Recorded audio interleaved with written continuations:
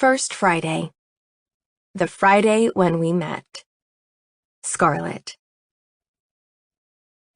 No offense, Scarlett, but if you didn't feel good when I invited you to come with us tonight, you should have said something. Now I feel terrible.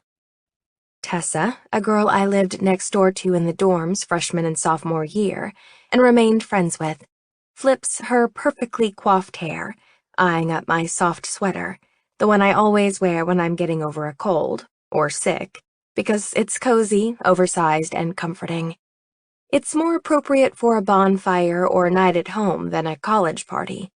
And when Tessa shoots me that sympathetic face, lips turned down at the corners, eyeing me skeptically, I manage a soft laugh. Trust me, I've been home for the past few weekends. I needed this night out. 2, to be exact. Couch surfing and binging on random TV shows, consuming copious amounts of hot tea and chicken noodle soup. Are you sure? Because if you're not, I'm fine. That's why I wore the sweater.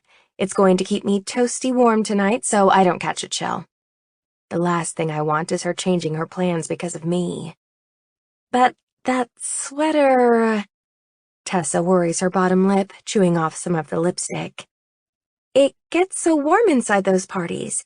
Maybe just take the scarf off? And the jacket? Fingering the gray cable knit length around my neck, I breathe in the merino wool that's the only thing keeping my neck warm and my cough from coming back. My scarf? What's wrong with it? Nothing's wrong with it, but we're going to the baseball house, on Jock Row. When she says Jock Row, her voice changes, fills with this weird wistfulness and a playful giddiness, like we're heading to some magical place. We're not. Jock Row, the off-campus housing block where student-athletes live and party. Similar to Greek Row, each sport has its own designated apartment or house, spanning an entire city block. They study together, play together, live together. Hell, they even eat together in a special cafeteria I've only heard whispers about, with super special healthy jock food.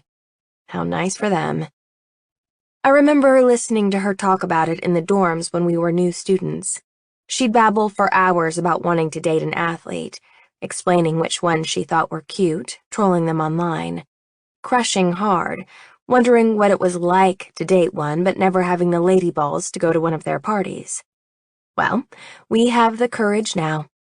Tessa still has the same stars in her eyes when she talks about it, still has that same breathiness in her voice. In a way, I don't blame her, because the guys on Jock Row, they aren't boys. They're a different breed of student body altogether. These boys don't compare to the guys from back home that I'm used to flirting with. The gangly juvenile boys I grew up with who went to college but still haven't matured.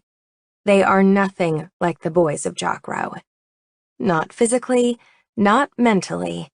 These guys, they're men with actual responsibilities and obligations. They work hard and play hard. Bigger, brawny, in peak physical condition, probably the best shape they'll ever be in their lives. Cocky, quick. I've seen them in action on the baseball field. I know the team is good, and damn, they look good too. Smell good. How do I know? I got close to one once, rooting around for a beverage at the football house one weekend a while back. A big, burly player cut me off in line at the keg, leaning over to grab the beer tap with his meaty fingers, and I accidentally caught a whiff.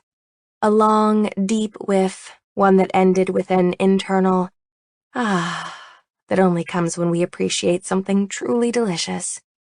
Obviously, being a warm-blooded female, I checked out his upper torso, muscular forearms, and thick neck in the process.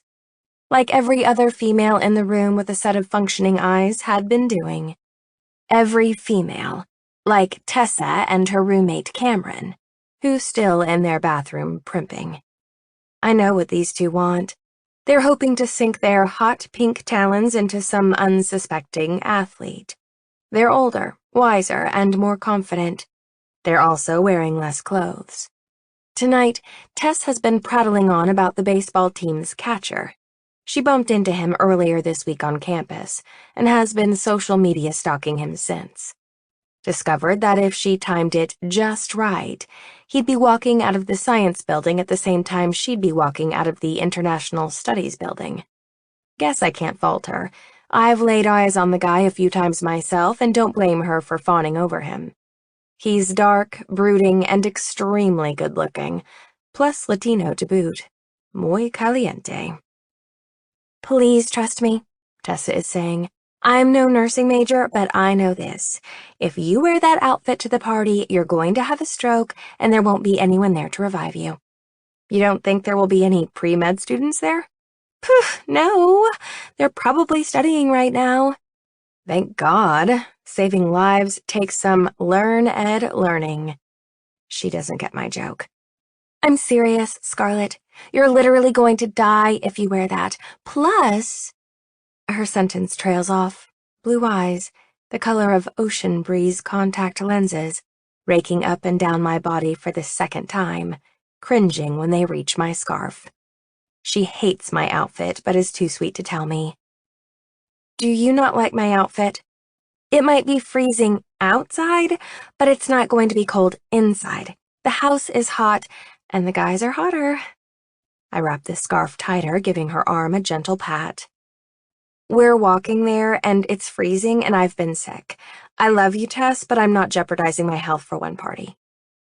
I forgot how caring her blue eyes could be, and I'm surprised to see her blink with all the mascara clumped on her lashes, mouth downturned. What about your sniffles? The worst of my cold is over. I fake a cough. Can we go? Otherwise, I'm going to end up reading at home. Don't do that. You've turned into such a hermit since you got your own apartment. Nerd alert, I tease, pointing a finger at myself. I just bought a new book, and I've been waiting for it to release for 9 months. 9! That's a damn eternity in romance novel years. You're lucky I dragged myself off the couch, I protest, head tilting toward their bathroom. What is taking Cameron so long? One of her hair extensions was loose. She had to add extra adhesive. Ah, I nod knowingly, as if that makes any sense. Lucky for me, Cameron chooses that moment to come sashaying down the hallway, as if she's on a fashion runway, thumbing a long strand of platinum blonde hair, curls sprayed into submission. The rest of them lie in silky waves, and I briefly wonder how she's going to walk the entire way on those 4-inch heels.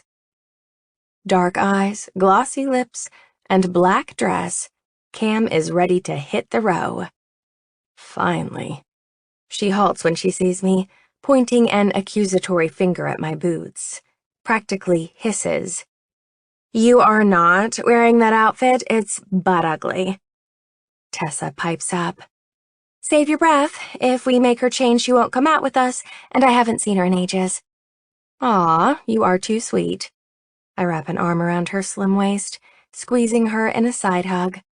I kind of missed you two weirdos. Oh, shit. They were right.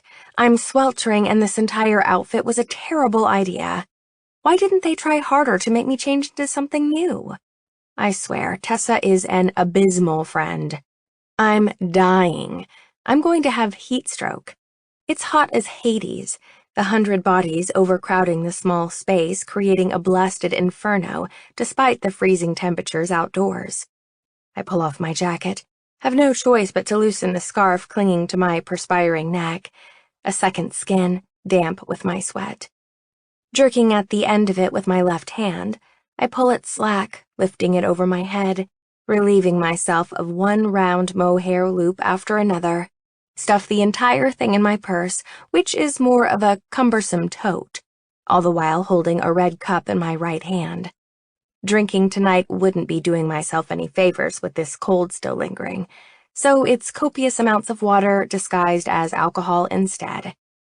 And can I just say, finding a liquid in this house that isn't beer was damn near impossible. I had to leave Tessa and Cam to their own devices to scavenge the kitchen, raiding the fridge. There was a note taped to the door that said, "Off limits," But it was old and faded, and I was way too parched to care.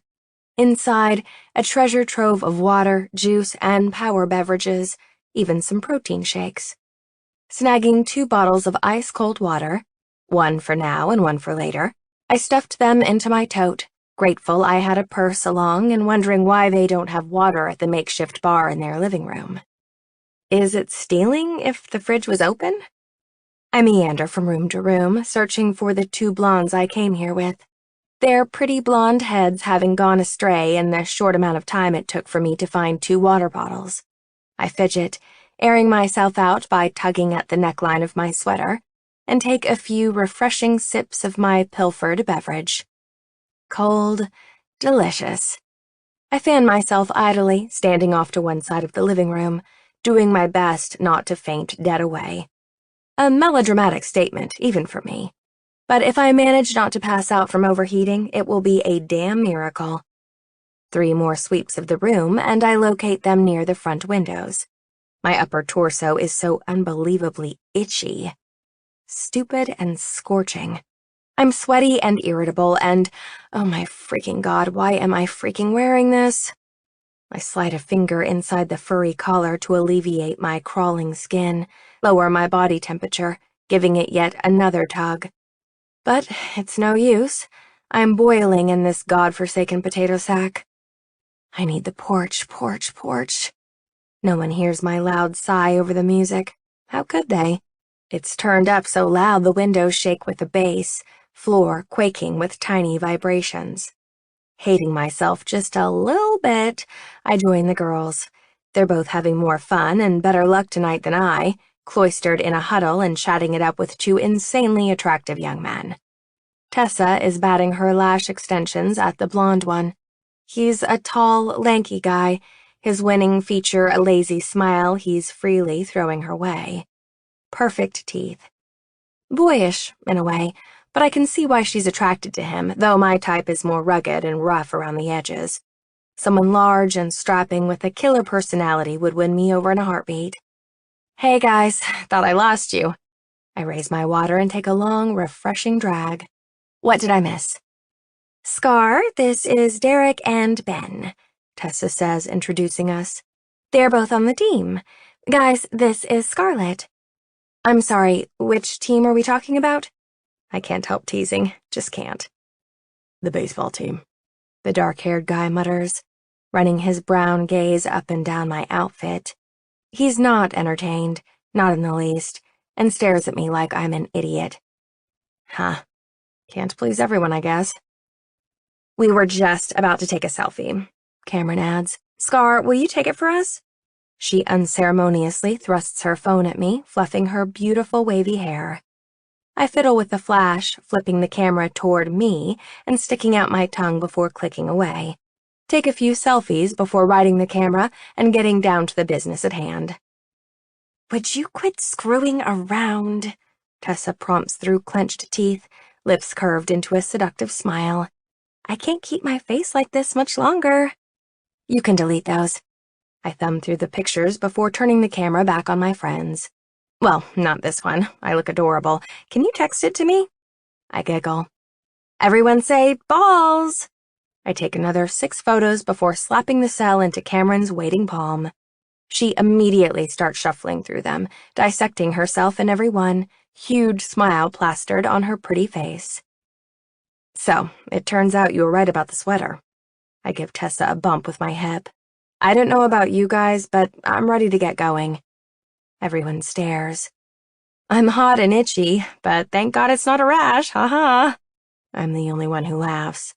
Ben, the guy wearing a smile that doesn't reach his eyes, and a baseball cap I want to knock off his head, points a finger in my direction. Are you for real?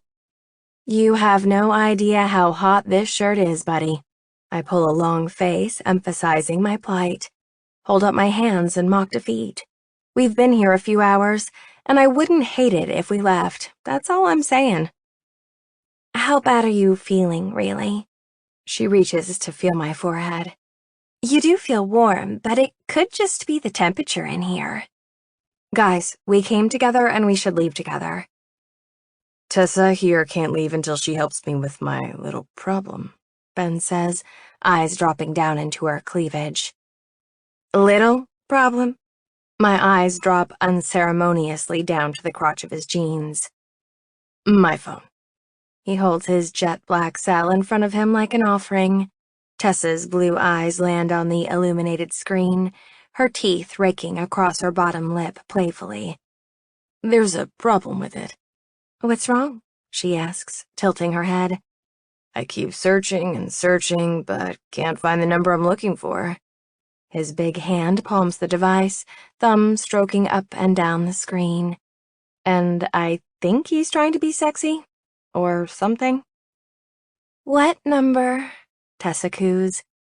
You know, the number I'm missing. Did it disappear?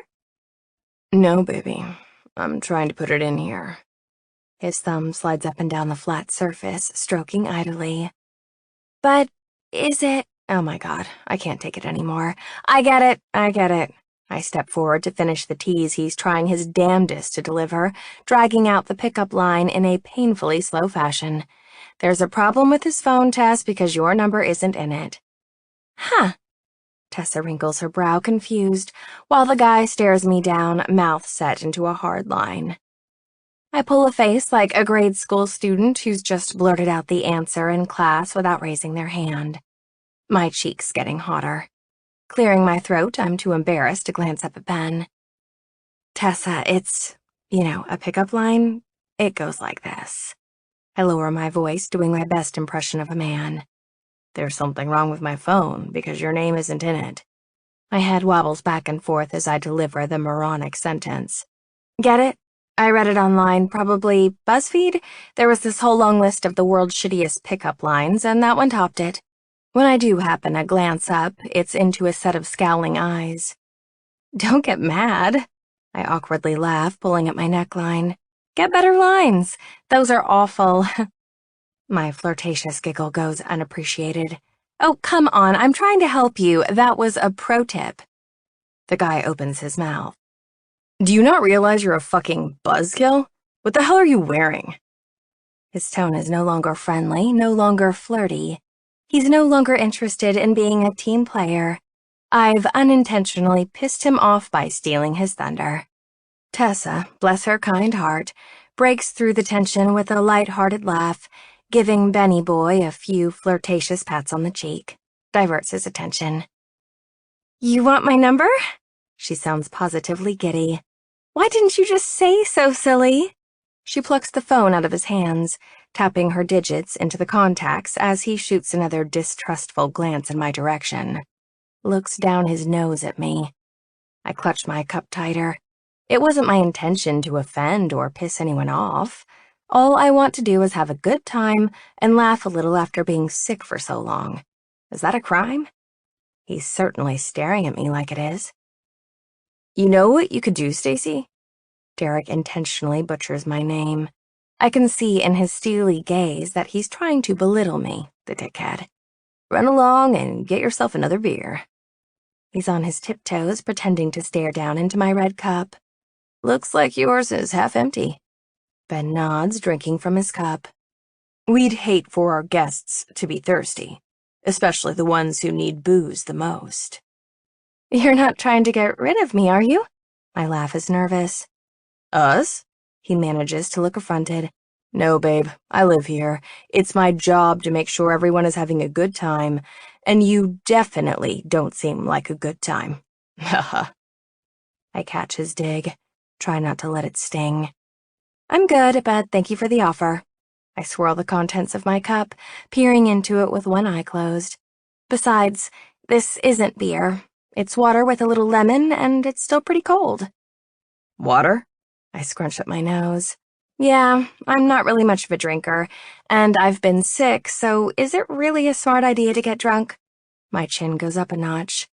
I don't think so. Derek's face contorts. Where did you find water around here? The kitchen? Where in the kitchen? Is this a trick question? The fridge? His eyes narrow. We keep the fridge locked during parties. My brows rise into my hairline. You do? Yeah, so no one takes shit. Like you just did. Did you miss the big sign that says off limits? My cheeks are on fire. No way is he accusing me of stealing from the house. It's just a bottle of water from a fridge that was open. Sure, it had a lock on it, and sure, there might have been a sign, but the fridge was open nonetheless. Crap. I'm sorry, I say sincerely. I didn't realize it was supposed to be locked. It opened right up. All I had to do was fiddle with the handle a few seconds and presto, all the drinks for me. He glances down his nose at me for the second time tonight, silently judging me. Maybe instead of sucking down that stolen water, you should have a beer, or 5 since you seem so uptight. Ben finishes. Thanks, I'm good. I insist, pulling at my sweater, peeling it away from my scorching skin, needing room to breathe. The room seems to be getting hotter by the second. Or is it just me? Normally, guys like this wouldn't bother me. I can handle a little unease like a champ. But coupled with how warm I am and the heat these guys are throwing off, I'll admit to being more than a little uncomfortable, and not just from the sweater. Cameron pipes up then, unwittingly rescuing me, resting her hand on his meaty bicep, displayed beneath a black short-sleeve shirt. Changes the topic. Before, when you were getting water, Derek was telling us before how the baseball team won the College World Series last year. That's the World Series of baseball, but for college. My brows go up, holding back a look of disbelief. Yes, I know what the CWS is, Cameron, and Iowa didn't win it. Yes, they did, she laughs. Derek threw the winning pitch. He's seriously amazing. Scarlett, you should hear the story. She has her entire arm wrapped around his, giving him an encouraging squeeze. Tell her the story, Derek. I look at Ben, glance at Derek, back at these two naive girls, and shake my head dismayed. Literally can no longer handle their amount of bullshit. You realize these two are teasing you, right? The red cup hits my lips and I take a swig, readjusting the jacket and scarf I've been holding in my other hand. USC won the College World Series last year. They win it almost every year. The water tastes warm now, tepid at best, as it flows down my throat. How the hell would you know that, Miss Know-It-All? Ben challenges me.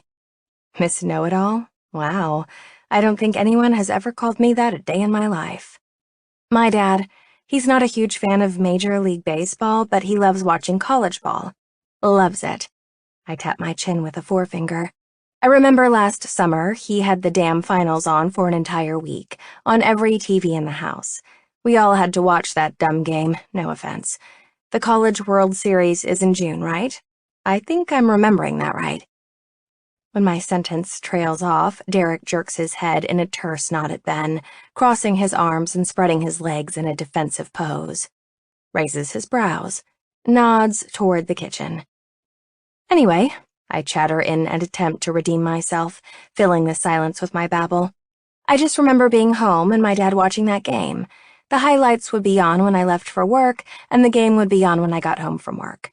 USC won that tournament, I'm sure of it. Both Cam and Tessa are having a hard time following the conversation. Why would you say you won? I blow out a puff of air, gently tugging the sweater from my skin and giving it a few shakes to let the cooler air get in. They lied because they're trying to impress you, Tessa. Kind of ridiculous if you ask me. I mean, honestly, you guys are really good looking. You shouldn't have to make shit up. I push out a laugh. It comes out sounding strangled. Weak. So weak. I push out another one, hoping to smooth things over, hoping they'll be amused by the teasing tone of my voice and take pity on me. You're not going to stand here with us all night, are you? One of the guys asks. What else would I do? I can call one of the rookies to take you home so you don't have to keep standing here. Ben drapes his arm around Tessa's shoulders. Besides, I want to get to know your friend better, and you're making it impossible. He tilts her chin up with his thumb, staring down into her eyes. Wouldn't you like to get to know me better, babe?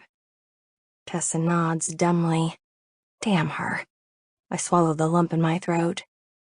We'll take real good care of your friends. He tries to back away with her, but I stop him. You can walk away knowing they're in good hands, babe. Not so fast, you bullhunk. I have no doubt about that. I grip his forearm as he grins wolfishly down at Tessa. And holy shit, is it solid. Built like a tank, his forearm is a firm mass of muscle. I give my head a shake. Are you sure it's wise to go off with them? I mean, they're strangers. Strangers? What are you, fucking 5? He glares down at me.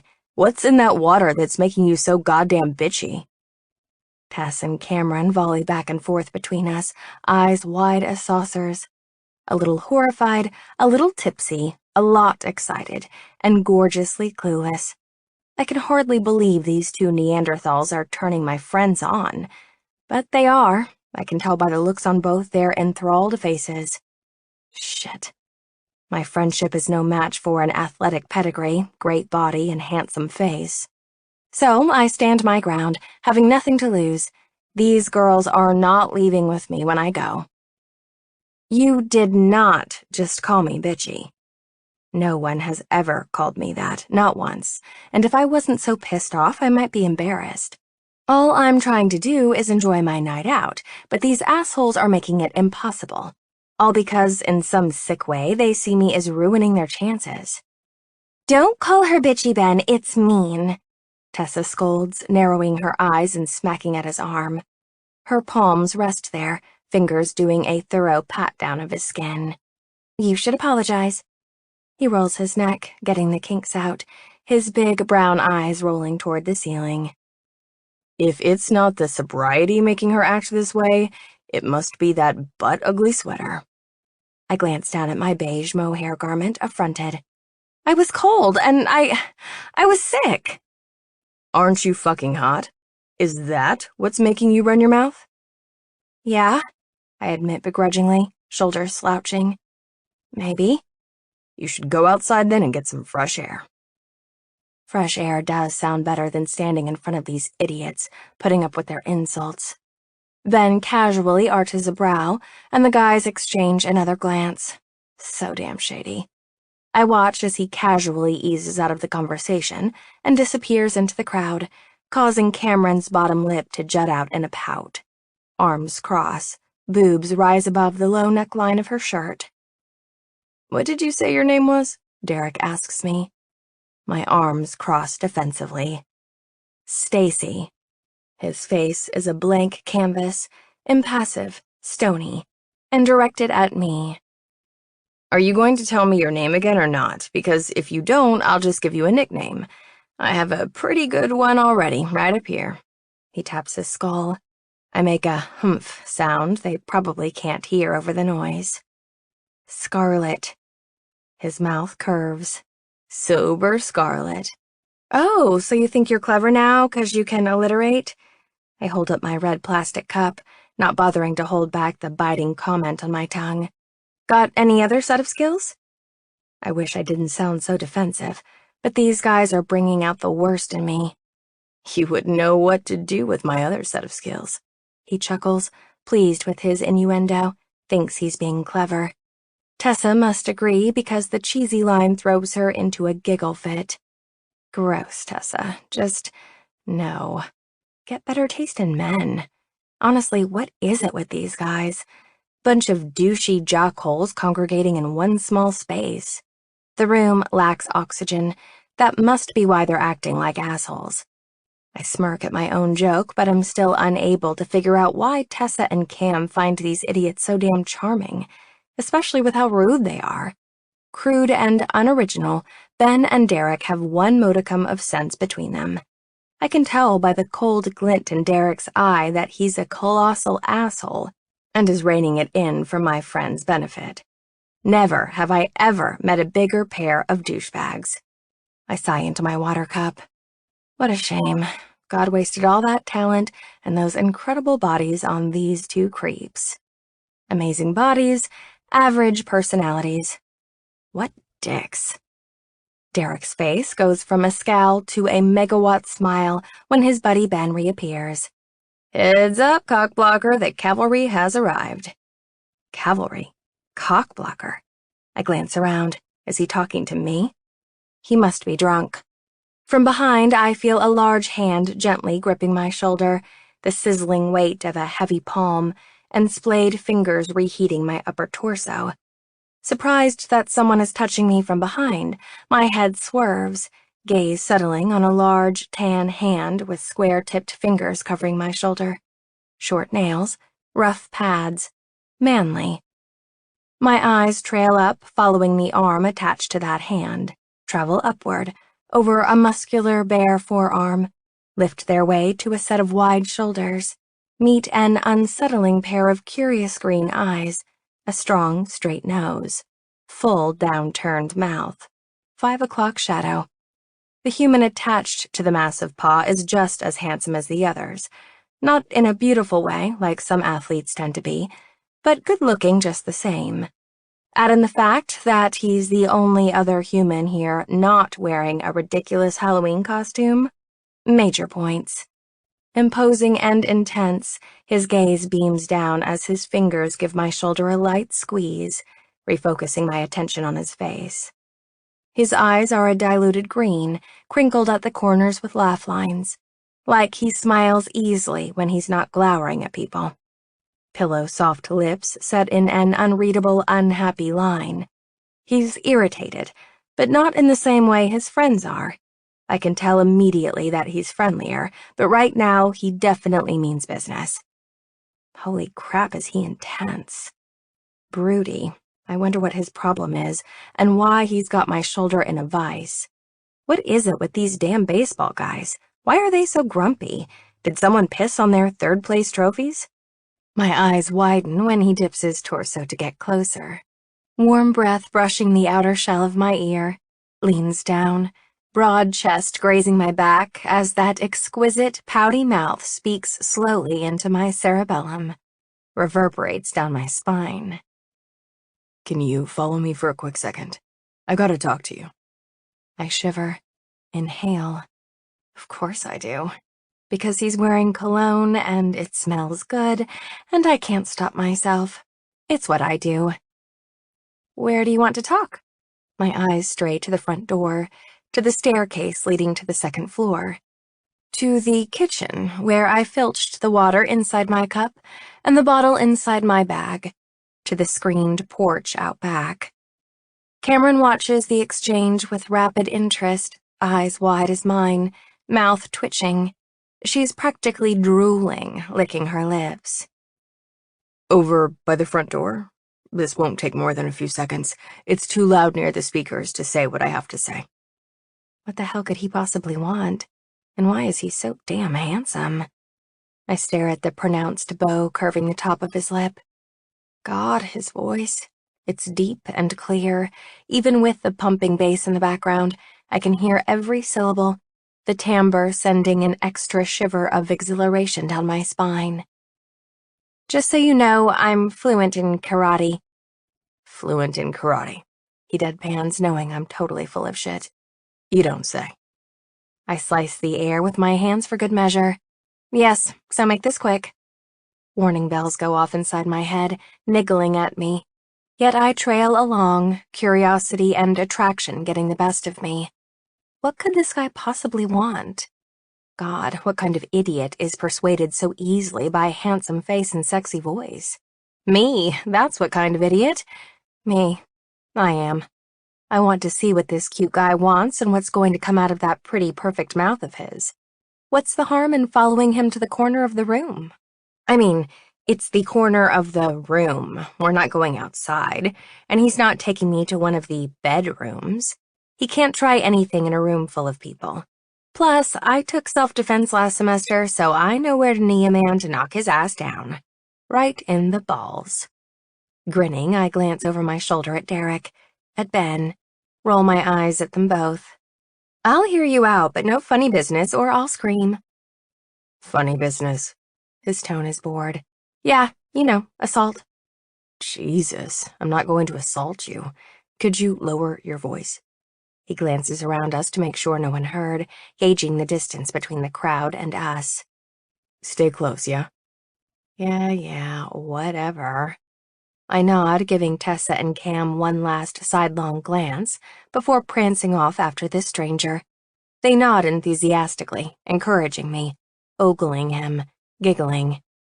The guy I'm following is big, bigger than the others, his presence parting the crowd like Moses at the Red Sea as we wade through, students evaporating so he can get by.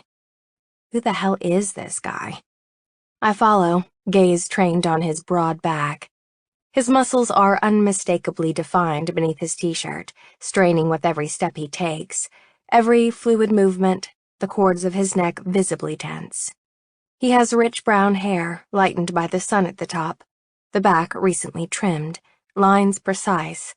Short on the sides, slightly longer at the top.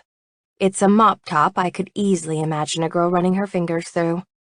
He glances back at me again when he reaches the front door, yanks the handle, pushes the screen open to the porch. I come up short. You said this would only take a few seconds. Why are we going outside? It's loud in here, he yells to illustrate his point, pointing to his mouth like I can read lips. I hesitate. Poise my foot on the threshold, toe off my boot on the step before striding all the way out, cool air hitting me like a welcome force. I breathe it in, then out with a sigh of relief. God, it feels so good. So, we're outside. I take the jacket out of my tote and slide both arms into it, zipping the front with a satisfying whir. And doesn't this feel amazing? I was dying in there. He studies me under the porch lights, silently crossing his arms, a beer clutched in one huge hand. No jacket, short sleeves, and a scowl. I raise one brow, waiting. He continues staring me down, wordlessly. This guy is tall. Good and tall.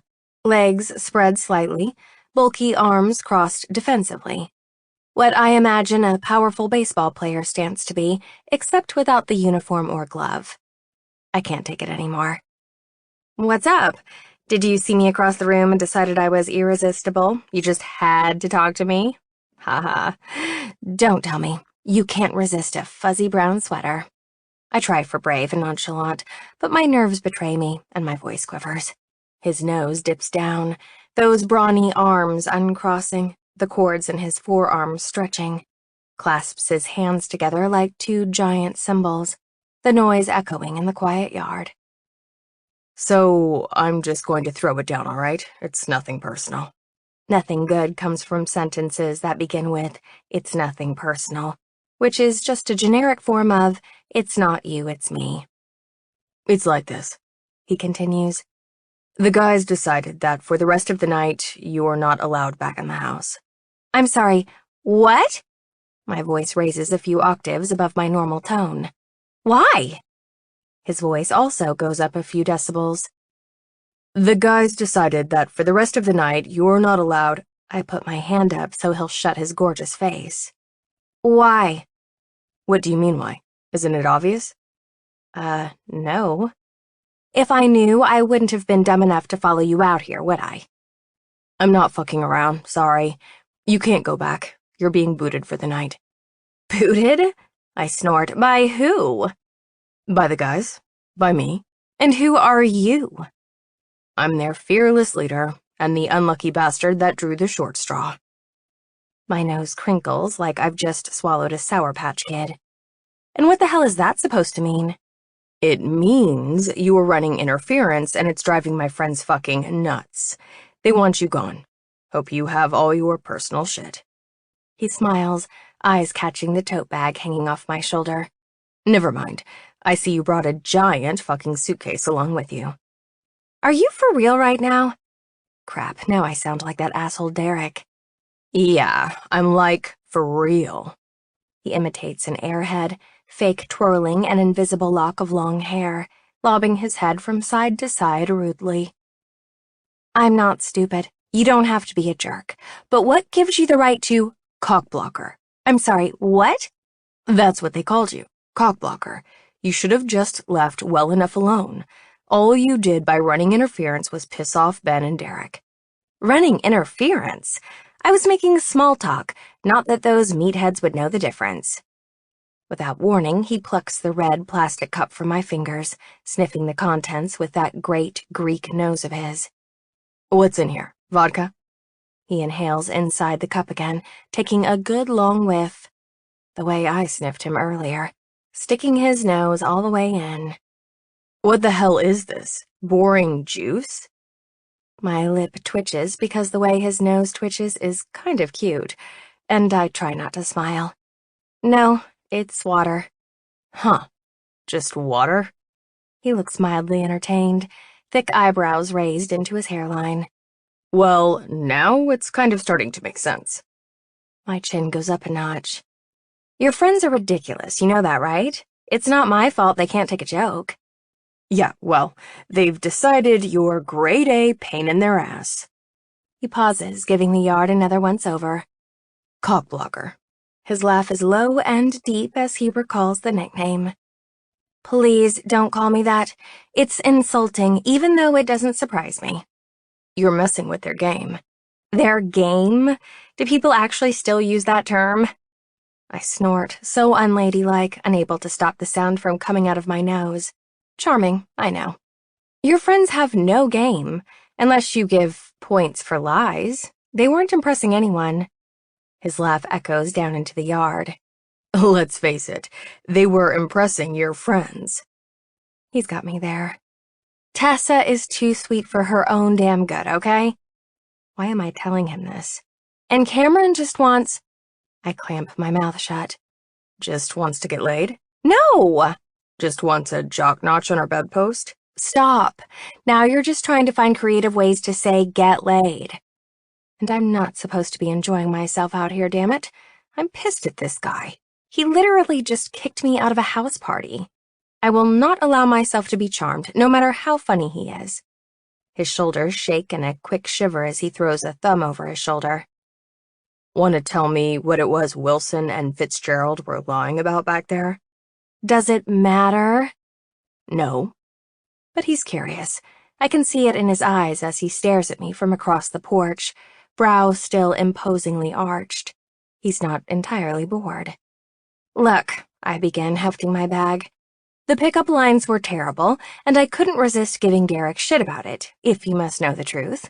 Like, the worst. If you were there, you would have done it too. I pause. Then, when they started in about the College World Series, I couldn't keep my mouth shut. His spine straightens. What about the CWS? They said they won it, and we all know that's a load of crap. All I did was call them on it. Sue me. It was dumb that they lied to impress my friends. His smirk comes slowly, one side of his mouth curving into an arch. It's more mischievous than sinister. How are you so sure we didn't win? Dude, stop. He laughs when I call him dude, Adam's apple bobbing. The fact that you know that shit is so fucking random. I have a baseball-obsessed father, all right? I can't help myself. I'm the son he never had.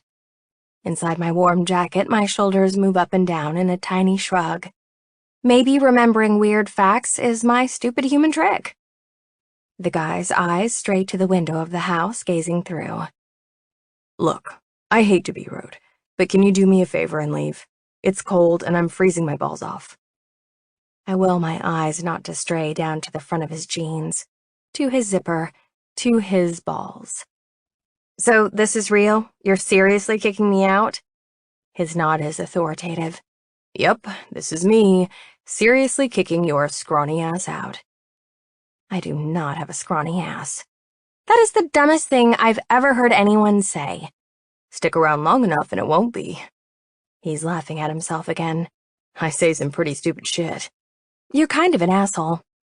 My conviction is weak, so weak, and more wishful thinking than anything. You were disturbing the peace, the natural order of things, if you will, and I've been tasked with escorting you from the premises. Don't shoot the messenger. Escorting me from the premises. What a ridiculous thing to say. The proverbial short straw you speak of? I nod, knowingly. Oh, so wise and clever. Exactly. He's pleased with himself, too, leaning against the balustrade, legs so long his ass rests comfortably on top of the rail. A nervous, giddy laugh escapes my lips. I can't handle moments like this. They make me uncomfortable when I'm not prepared, and this cold weather isn't helping matters. I'm laughing like an idiot, and he's staring at me like I've lost my damn mind, and now there is no way he's going to let me back inside. Escort me from the premises, I muse, rubbing my chin. What are you, an undercover cop? I'm sassing now, turning my embarrassment into a thinly veiled joke.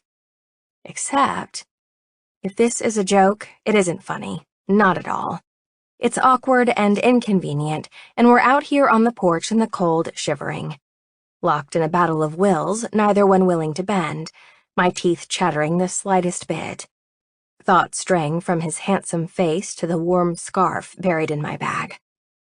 I wonder how tacky it would be for me to wrap it around my neck while he stands there, shuddering every so often, covered in goosebumps.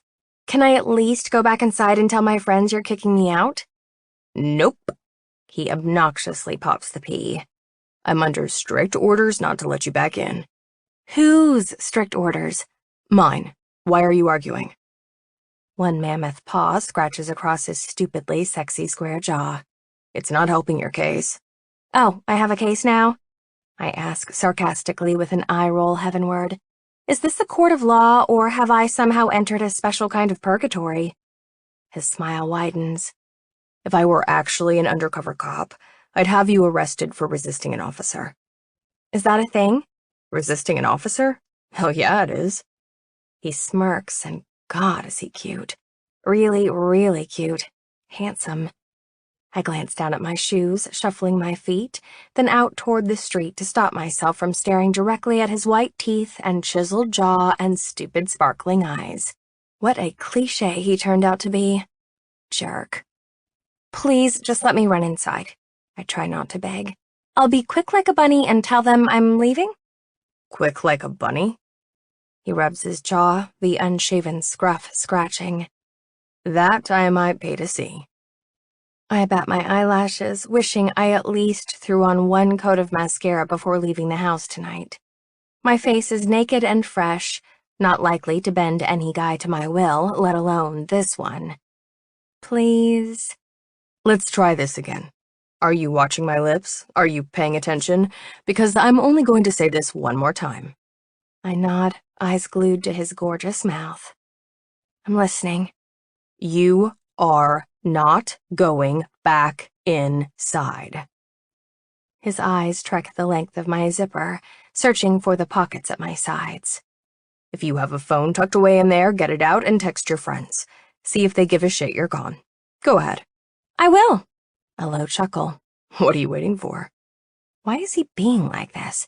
Doesn't he know how rude it is for me to just disappear on my friends? Under any other circumstances, I never would have walked out on them and left them inside. I stomp my foot like a petulant child, the stubborn side of me kicking in like a knee-jerk reaction. Athletes aren't the only ones with determination. I am not leaving this porch until you let me back in. He yawns in my direction, sounding bored, patting his mouth.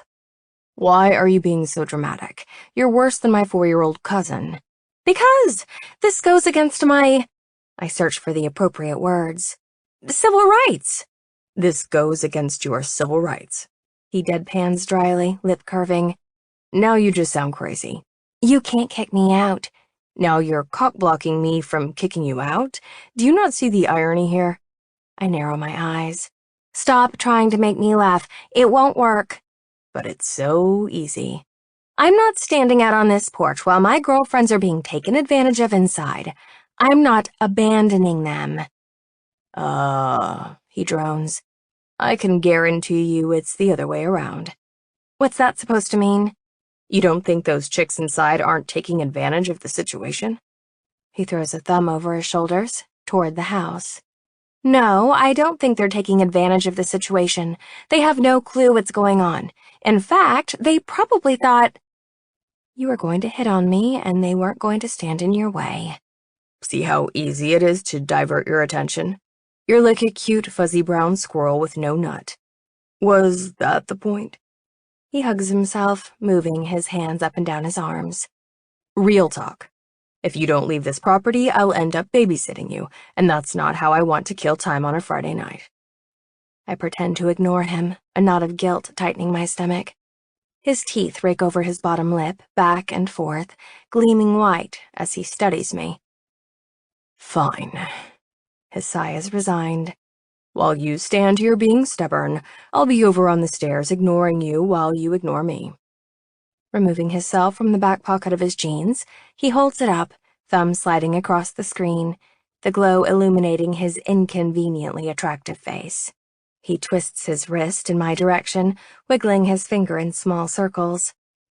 Don't hesitate to text your friends and tell them you're leaving. Bossy, I grumble, jealous he can so easily disregard me to play on his phone while I stew over my predicament. I'm not leaving because I'm reliable and loyal. His ears don't so much as twitch. He's not listening. 3 more minutes tick by. You're really not going to let me back in? He barely spares me a glance. I'm really not letting you back in. What if I promise to behave? I run 2 pinched fingers across my mouth, throw away the key. I'll be good. No running interference. Cute. His eyes are still fastened to his phone. But no. I can't be out here and leave my poor friends alone with those idiots. I pause. Oops, did I say that out loud? His head gives a slow shake. Tisks. It's going to be a really long night if you keep doing that. Doing what? Begging to get back inside. It's pitiful and annoying. Text your damn friends. I'm not begging, I'm asking. His eyes leave the screen of his phone, raking my torso up and down with a dismissive brow. It's begging. I know what the difference is. And you're being irksome. Damn, the fact that he just used the word irksome, kind of a huge turn-on. I thought determination was an admirable quality. I sound pitiful, even to my own ears. Surely you of all people can appreciate that. Only when used in the right circumstances, he grumbles after a long pause. Like, say, warmer circumstances. I root around in my brain for something intelligent to say, to gain equal footing, but end up with, if you don't let me back inside, I'm calling the cops. Ugh, why can't I just keep my mouth shut? Be my guest, call the cops. He takes a loud slurping sip of the beer he's been holding in his hand. Tell them Rowdy Wade sent you. You're impossible. Trust me, Dollface. I've been called worse. Oh, God, do not call me Dollface. What should I call you then? I know you don't take kindly to cockblocker as an endearment. I stomp my foot, frustrated. Why do you have to be so stubborn? I'm stubborn. Okay. He mutters, Jesus Christ, under his breath like it's an oath, the bright light from his phone illuminating his sharpening features. I backpedal. I'm sorry, I just feel helpless out here on the porch. This night isn't going anything like I planned. I haven't been to a party in forever, and I just wanted to have fun tonight, that's all. I bet, he begins slowly, when you were in high school, you were one of those girls who used to raise their hand during class to ask the teacher for extra credit. The so slips out, and I groan while facepalming myself. So, no one liked those girls. My chin hitches up a notch. I bet you were one of those jocks who barely passed their classes and cheated off of girls like me. He spreads his arms, wingspan wide, grins wickedly, his entire face lighting up. Yet here I am with a full ride to college. Do the math on those odds. Resigned, my body sags against the side of the house, the fabric of my jacket snagging on the wooden siding. What am I supposed to do until my friends come out? I swear he winks at me. Again, not my problem. Did you just wink at me? He rubs his face with the knuckle of his left hand. No, I obviously have dust in my eye. My head hits the house when I tip it to laugh. Liar! Pollen? We regard each other from our spots across the porch until he quietly asks, Want me to walk you home? He is so transparent. So you can get me out of here quicker? He laughs to himself, chest constricting. Pretty much. You're twice as big as I am. No way am I letting you walk me home in the dark. I wasn't born yesterday, and my mother didn't raise a fool, no matter how cute this guy is. Can I point out a fun fact? Can I stop you? Very cute, but no. He takes a drag from his beer. Your friends had no problem ignoring the fact that you disappeared when I hauled you off. Do you honestly think those jockholes inside told them I was being kicked out? No, they're blissfully unaware. Another pull from his beer. They probably think I'm fucking you. Jesus, blunt much? My cheeks flush. Don't flatter yourself, they know me better than that. So you're a prude? I squint, ignoring him. Remind me again why I followed you out here? Answer, because curiosity killed the cat, Scarlet. You followed a good-looking stranger out into the dark, and look where it got you, on the front porch in the bitter cold. Don't beat yourself up about it. Any one of those girls would have followed me out here, too. Oh, brother, he's modest, too. And why do you suppose that is? His broad shoulders shrug, and damn, he must be freezing his ass off. Captain of the baseball team, handsome as fuck, funny as hell. Wow, I don't even know how to respond to that. He gives me a tight-lipped smile. It's a lot to take in all at once. Cannot argue with that. It sure is, I agree with a laugh. Can I ask you something? He eyes me up and down from his spot on the ground. Why are you dressed like you're taking a trip to Antarctica? I press my lips together, part them. For your information, smartass, I've been sick. I had a cold. So what was I supposed to do, wear a bandage dress to a house party? No thanks, I'm trying to get better before the break. He holds up his bare paws. Hey, no judgments. I can tell you're a really sensible girl. All I'm saying is, you're wearing a sweater that could double as a parka, and you're also wearing a parka. This time I can't stop the laugh from escaping my mouth. Why, are you cold? 'Cause I'm nice and toasty. I shoot him a wide grin to rub in the fact that I'm warm and he's not. You're an asshole, he snarks. I'm a bit nipply, no thanks to you, but I'll live. Tell you what, let's dash inside and grab you something warm. A jacket, perhaps? I smile sweetly, fluttering my lashes. Promise I won't disappear into the crowd. His lips twitch. I think I'll take my chances against the impending hypothermia. I can still have kids if my nutsack freezes off. He taps away at the lit screen of his phone. Why do you think, he asks absent-mindedly, it bothered you so bad that your friends were getting hit on, but you're not? Is that what you think? He does a lot of shrugging, this guy. No judgments. My mouth drops open and I slam it closed before he looks up. I was not cock-blocking my friends because I'm jealous. So you admit it, you were cock-blocking. If he wasn't so damn cute, I'd be furious right now. You know that's not what I meant. So you're bitter because you're completely sober? I'm not completely sober. So are you drunk? No, of course not. I flip my ponytail. You had beer? He's skeptical. How many? None and a half. I use my thumb and forefinger to indicate the amount. About that much? Yeah, that's what I thought. I can see him hiding a smile behind the glare of his phone. You're completely sober. I'm recovering from a cold. I fake a cough. With those perfectly white, straight teeth, he smiles at me again, and I can't even take it. He's so stupidly good-looking and getting cuter by the minute. Damn him and his magnetic personality. Look, I'm not completely delusional.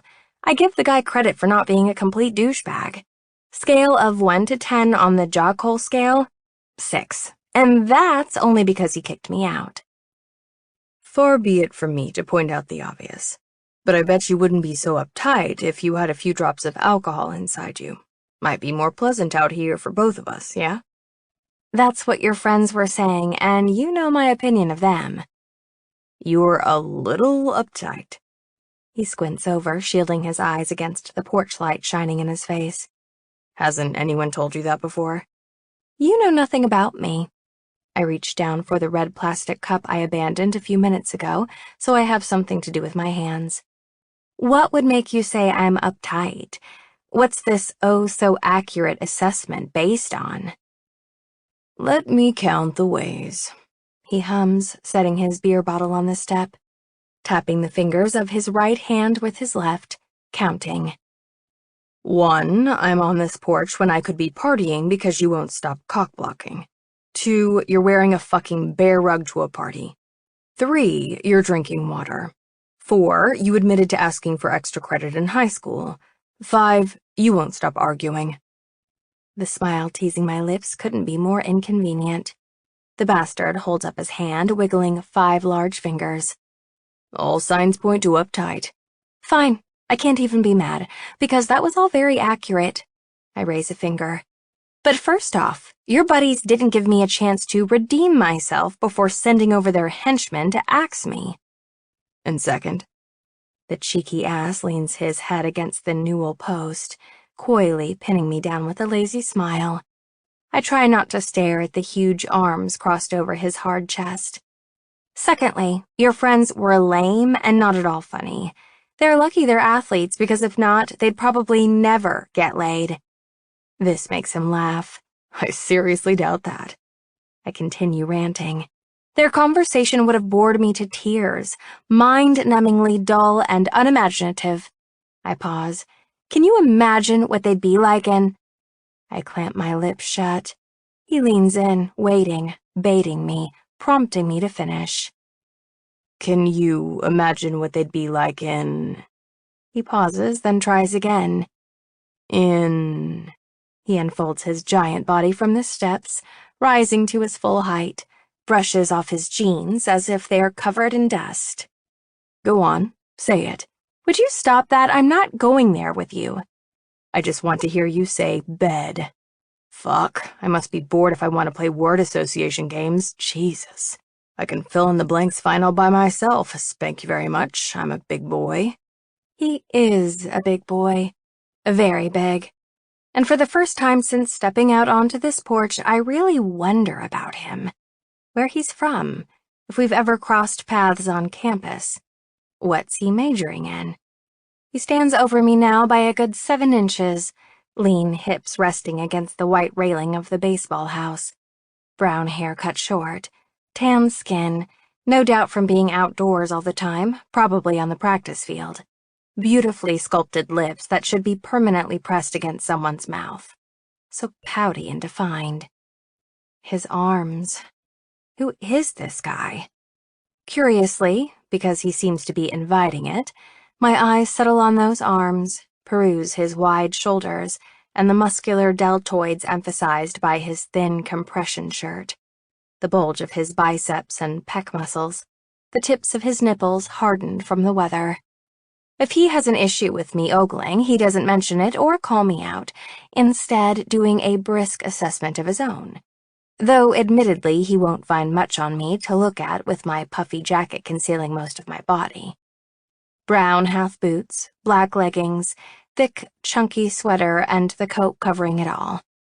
His green eyes flicker where my breasts are positioned, pausing before migrating up to my face and touching my lips, nose, and hair.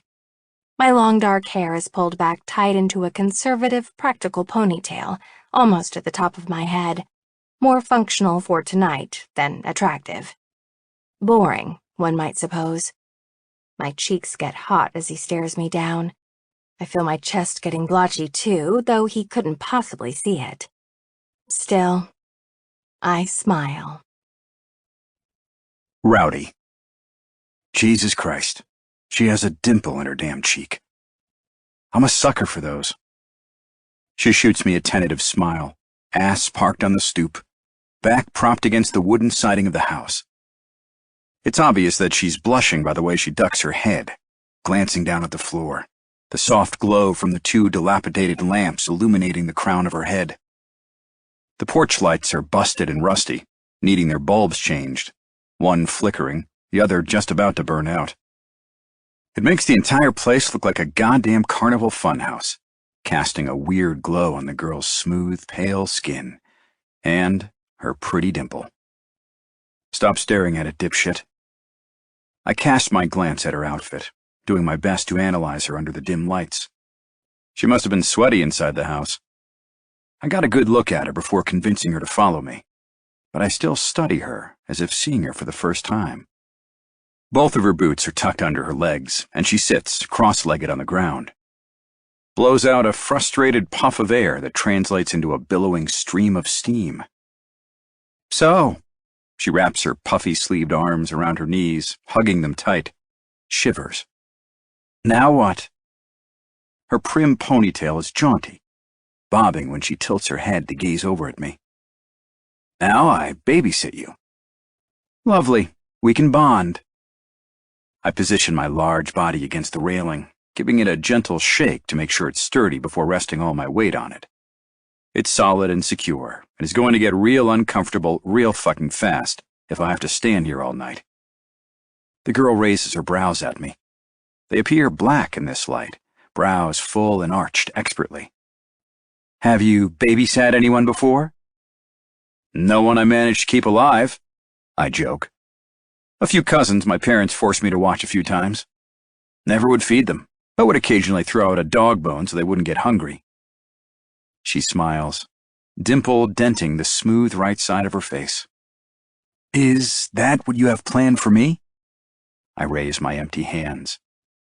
I'm fresh out of Scooby snacks. Guess we'll both have to starve.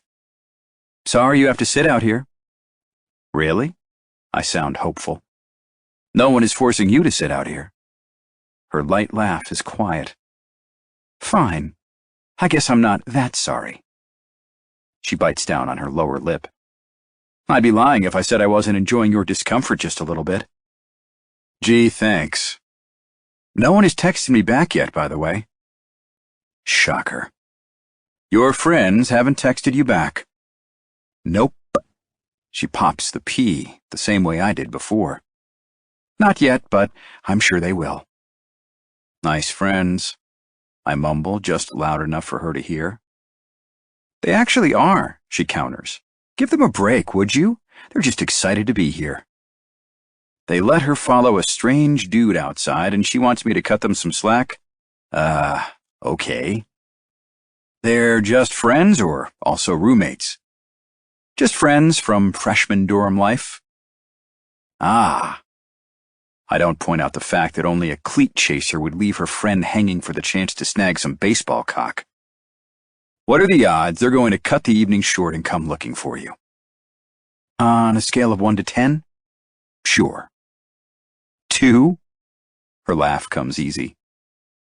Those are terrible odds. Don't I know it? Her sigh isn't loud, but it's heavy. Conflicted. I'm not going to fault them for staying inside, would you? It's not worth getting pissed about, so. You don't think they're going to make bad choices without you guard-dogging them? Oh, I know for a fact they're going to make bad choices. She laughs again, softly, emitting a little humming sound as I throw back my head and laugh too, the frigid weather racking my body harder than what's normal. I have goosebumps covering my arms and chest. My nipples could cut glass. The simple fact that her friends haven't come outside to check on this chick speaks volumes about their character. But that's not something I'm going to voice out loud if she wants to turn a blind eye to it. It's none of my business.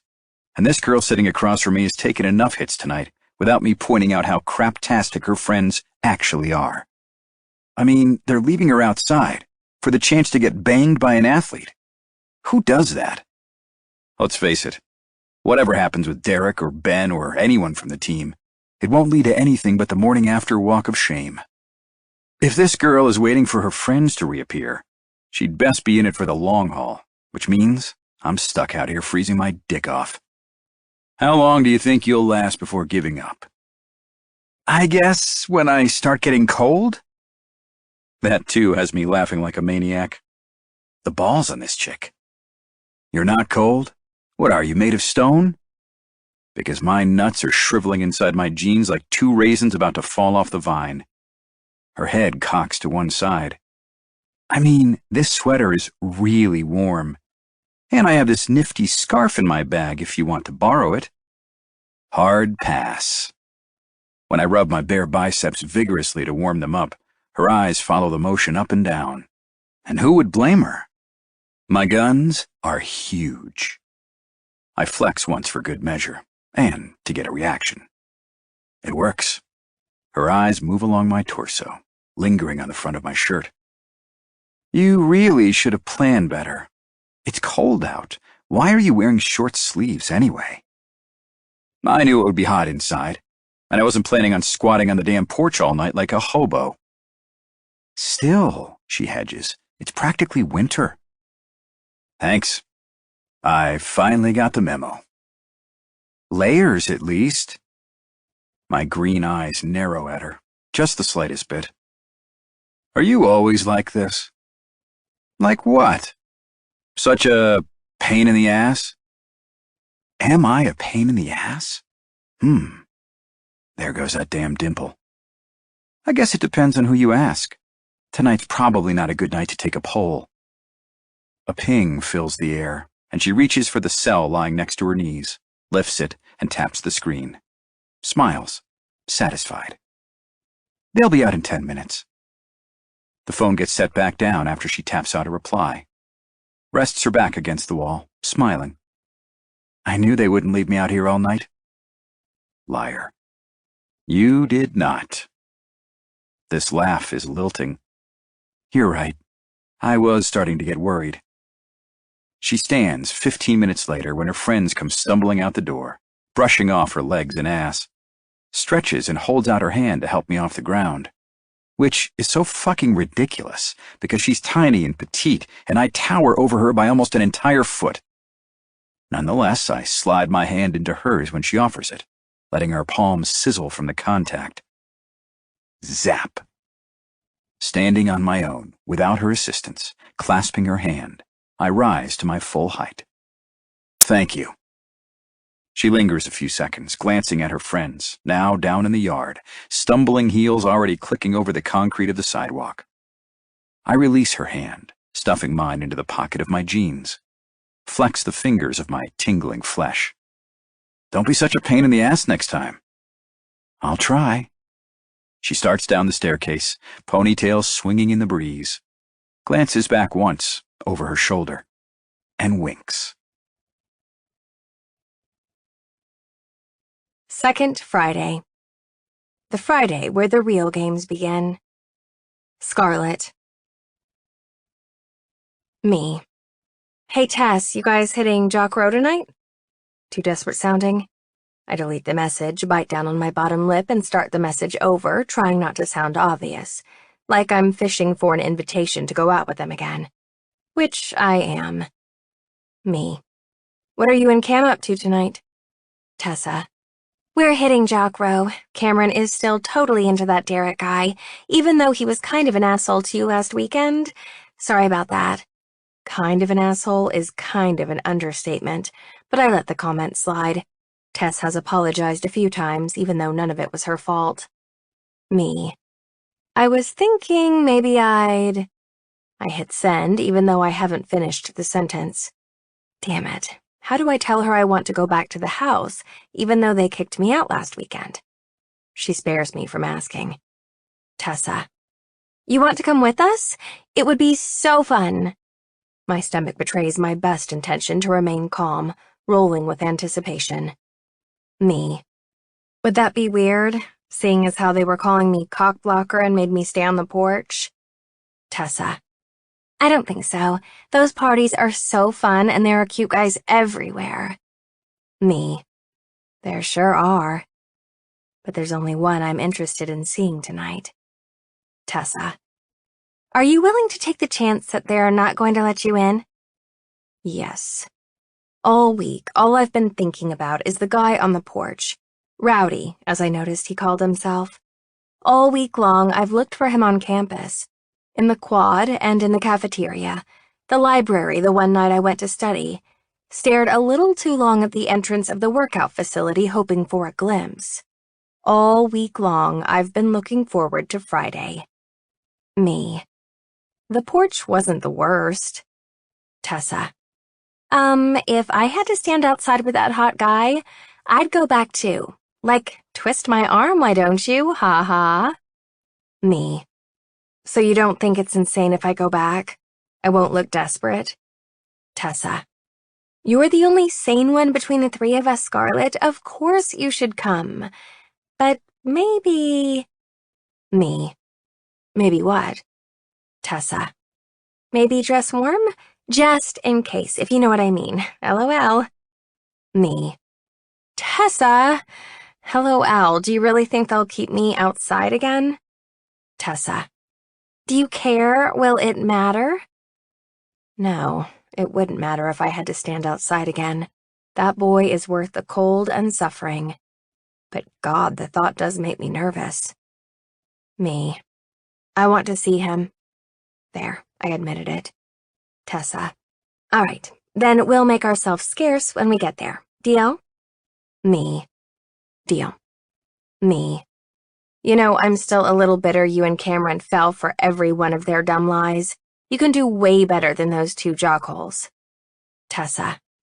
Try telling that to Cameron. She's been creeping on Derek since last Friday night. I swear, her fingers are going to fall off from all the Insta-stalking. Me.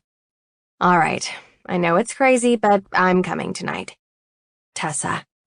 Well, it's not like you had anything else going on, right? Me. Hashtag real talk. Tessa. There are worse things in the world than being stranded on a front porch with a total hottie. Preach, hands emoji. Rowdy. Rowdy. A hand claps down on my shoulder with a jostle, prompting me to turn. Hey, man, the guys wanted me to come get you. What do you want, Keats? Spit it out. The rookie freshman stutters when I pin him with a hard stare for interrupting my conversation with the guy from the rugby team. That girl is back. I stand a bit taller, yank at the hem of my shirt, trying to smooth out the wrinkles. Which girl? I know exactly who he's referring to. They're going to have to be more specific. Ben called her cockblocker. Well? I crane my neck, height easily affording me a bird's-eye view of the crowded room, scanning for any signs of the girl with the glossy ponytail and the dimple in her cheek. Where the hell is she? Tony Keats gives a jerky nod toward the foyer. Porch. The guy stalled her outside in case she wasn't allowed back in tonight. No one knew what you'd want us to do. His hands jam inside his pockets. Her friends are flirting with Brinkman. Brinkman? Brinkman is a sophomore and a total douchebag who loves attention from girls, guys, and anyone with a pulse. I hate that he made the team and that our coach signed him. But we're stuck with him. Girls love him, and he's a fucking fantastic outfielder. Kid might have a 38-inch vertical, but the tidy package includes a few STDs. Brinkman, huh? I thought the blonde one had a boner for Derek. They're both blonde, Keats points out. But you know, chicks love Brinkman, and he's probably their best chance at getting laid tonight. No one wants to hit it with cockblocker's friends after last weekend. Heat spreads through my chest as I scratch behind my ear, taking a swig from my beer bottle as Tony runs his loose mouth beside me. Girls are like stray cats, man. You let one in, give them some milk, and they keep coming back. We're the milk, by the way, in case you hadn't figured it out. I get the analogy, Tone. Thanks. I clap him on the back, chug the remainder of my beer, and set it on the closest surface. Wipe the condensation from the bottle on the leg of my pants. All right, give me a few. I'm going outside to figure this shit out. We bump knuckles. Run upstairs, would you? And bring my damn jacket from Amato's room. I won't lie. My heart rate quickens when I push through the front door of the baseball house. The girl is indeed on the porch, back against a support beam, hanging back as her friends cluster around Jonathan Brinkman. She's barely recognizable. It's cold tonight, and she's dressed for the occasion, in jeans, a jacket, and dark gray knit cap pulled down over her long, dark hair. It's the kind of knit hat you'd wear skiing or sledding, or on a trip to the frozen fucking tundra, or when you think you might be spending an entire night on a cold porch. She's casual, leaning on the railing. Not one bit of surprise marring her expression when I push through the screen door, stepping down onto the floorboards of the porch. My mouth, goddammit, stretches into a toothy grin when we lock eyes, her brows rising beneath her warm hat. They wiggle in my direction as she raises two hands, covered in mittens, sending me a small, hopeful wave. She's cheeky, this one. I acknowledge Brinkman with a fist bump, and Cockblocker's friends light up when they see me. Two pair of eyes alive with interest and overenthusiasm. Possibly because I'm fresh meat to sink their cleat-chasing claws into. I shrug it off. I'm not out here for them. I tip my chin up at the girl. Nice coat. Looks nice and insulated. Warmer than last weekend's attire. Indeed it is. I dug deep into my closet for this one. You know, just in case. The trio on the porch with us chose that moment to make their escape. Brinkman and the two blondes pushed through the screen door to the house without stopping, without looking back, without checking to see if their friend is following behind them. I see you didn't take my advice. She flickers her gaze over my chest, brows raised. Where is your jacket? It's coming. Really? Yeah. I had it ordered up when they came and told me you were here. Ordered up? What does that mean? I smirk arrogantly. I'm having someone fetch it. You are not. She's about to smirk too, but the grin is wiped off her face when, as if on cue, Tony Keats abruptly bangs through the door, thrusting my jacket into my outstretched hand. My fingers close around it. My arms shrug into it. Thumbs hook into the pockets, and I jut my hip out, posing. Cocky. Boom. Jacket. Her mouth opens, closes. Wow. That was awesome. Amazing. I spin on my heels in a full circle for emphasis, as if she needs more evidence that I'm a badass. Yes. She's laughing now, tugging at her hat, pulling it down over her ears. Sure, that's one way of putting it. She takes a few hesitant steps forward. Destination, the door behind me. Whoa, whoa, whoa, not so hasty, I tisk, raising my arm, preventing her from moving toward the door, almost clotheslining her in the process. Arm grazing against the scratchy fabric of her coat. Where do you think you're going? She drags her eyes up and down my body before casting a guilty glance down into the dark yard. Gulps. That's right. Take a good look at where you're spending another night. My hands go wide, panning around the porch, because we're going to spend another night outside. What the hell's wrong with me? Let her in, for fuck's sake. We are? Yeah. All signs point to, you can't go back inside. Liar. They're really not going to let me in? Yeah, they would, but you don't need to know that. Oh. Her voice is small. I was kind of hoping. Tonight's not your night, babe. Too many people inside. Shut the fuck up, Rowdy. Why are you doing this? Just let her inside so you don't have to stand out here with her. Give her what she wants. She came to party. She didn't come to stand on the fucking porch with you. But what if she did? She didn't. She hasn't hit on you once. Shut the fuck up, idiot. Jesus Christ, now I'm arguing with myself. I'm really sorry, Cockblocker. It's been decided. By me, because I'm a selfish asshole. Her arms brush my chest when she crosses them. She's standing closer, her chin raised rather indignantly. If we're going to stand out here, could you not call me Cockblocker? You and I both know it's degrading. She's right. Calling her Cockblocker is demeaning, but suddenly I'm an 8-year-old boy on the playground who doesn't know how to conduct himself in front of a cute girl. I'm 4 seconds from pulling at her hair. Not to mention, if my mother heard me calling her Cockblocker, she'd metaphorically kick my ass straight into next week. Sorry. I swallow. There are rules you have to follow if you're going to stand on this porch with me, and not being a sass is one of them. Then it's going to be a really long night for both of us. Her mouth puckers. You know how athletes love their rules and playbooks. She crosses her arms, setting her bag on the floor. Actually, I don't. My arm extends, resting on the door jamb and creating a barricade. We create rules as we go, and the porch-dwelling addendum is new, created special, just for you. I sound so fucking stupid. Her eyes are brighter tonight, a black coat of mascara on her top lashes. Why are you doing this to me? Her voice is almost a whisper, and for a brief second I feel like a real fucking prick. But that fucking dimple makes an appearance, and all my best intentions to behave fly out the window. Shit, who am I trying to kid? I have no best intentions.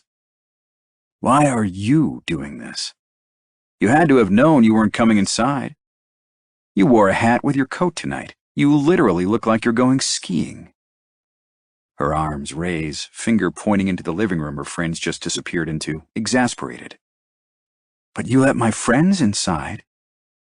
It's been decided by the council. You cannot come back inside. Who's the council? Me. That's a well-guarded secret. God, you are so exasperating. Ooh, exasperating, good word. Thank you. I can't go back. Ever? Her eyes get wide. A terse jerk of my head. We'll see. You're going to make me stand on the porch tonight, while my friends stay inside.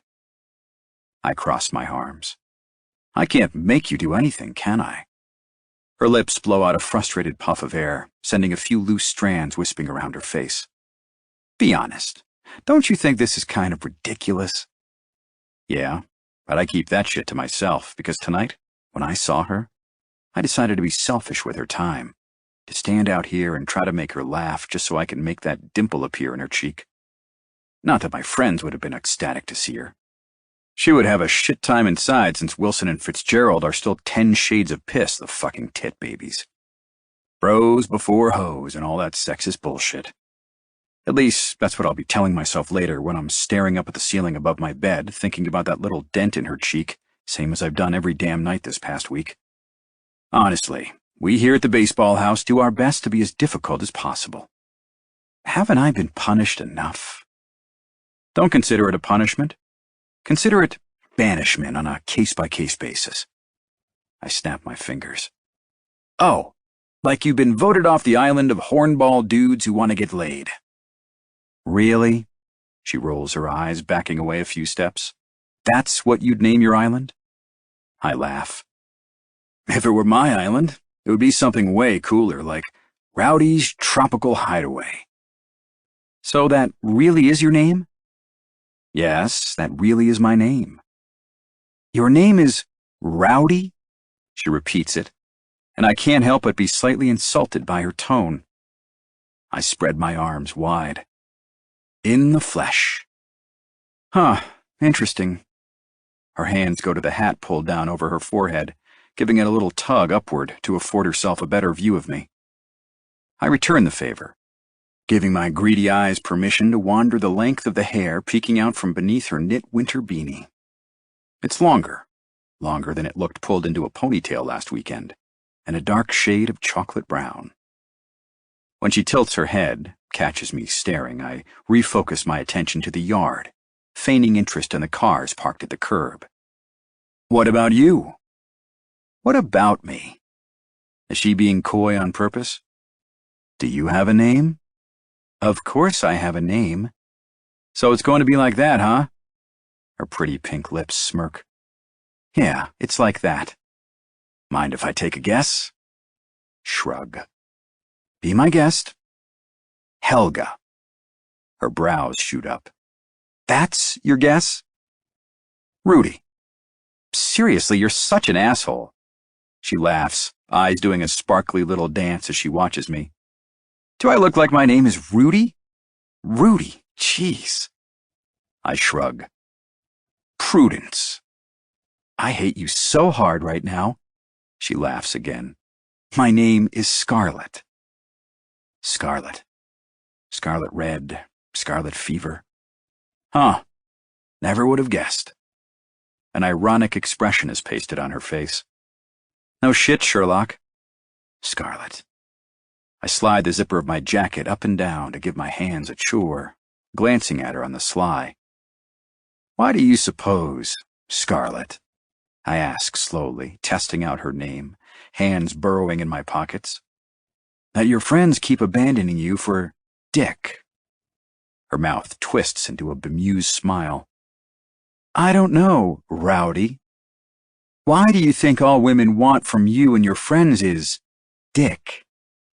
Holy shit, this girl and her mouth. If you're referring to our lack of personalities, I take offense. Scarlet sighs. I can't even be mad at you right now. I don't want you to be mad. I'm just making conversation. I shrug. It's your friends who are groupies, not you. My friends aren't groupies. Her brows go up. But it sounds like it's bothering you way more than it's bothering me. I do not understand girls.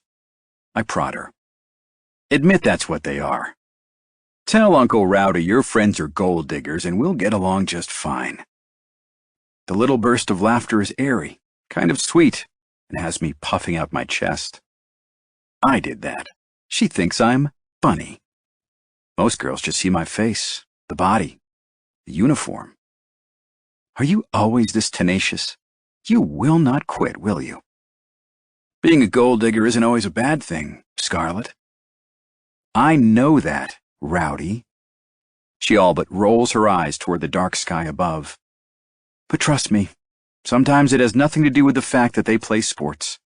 Have you seen your friends? I mean, they're good-looking. Some of them are so fracking hot.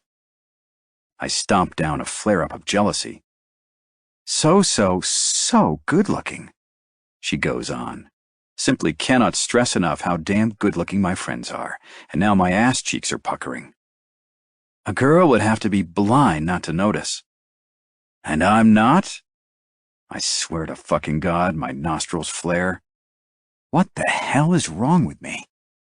Whatever reply she has on the tip of her tongue is fleeting, gone within a heartbeat, and replaced with a simple, you know you are. My chest inflates inside my jacket. Besides, she goes on, it's not a crime to have a type. That doesn't make them groupies, right? Or gold diggers. They just gravitate toward buff, amazingly hot guys. No, it's not a crime to have a type. I can't believe I'm arguing about this stupid shit with her.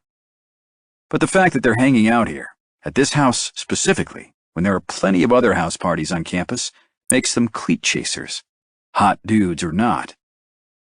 I damn near choke on those last words. Scarlet tilts her head at me, knit cap concealing the brows I know are being raised in my direction. I want to whip that hat off and see what's underneath. What the exact shade of her hair is. Are you always this sure of yourself?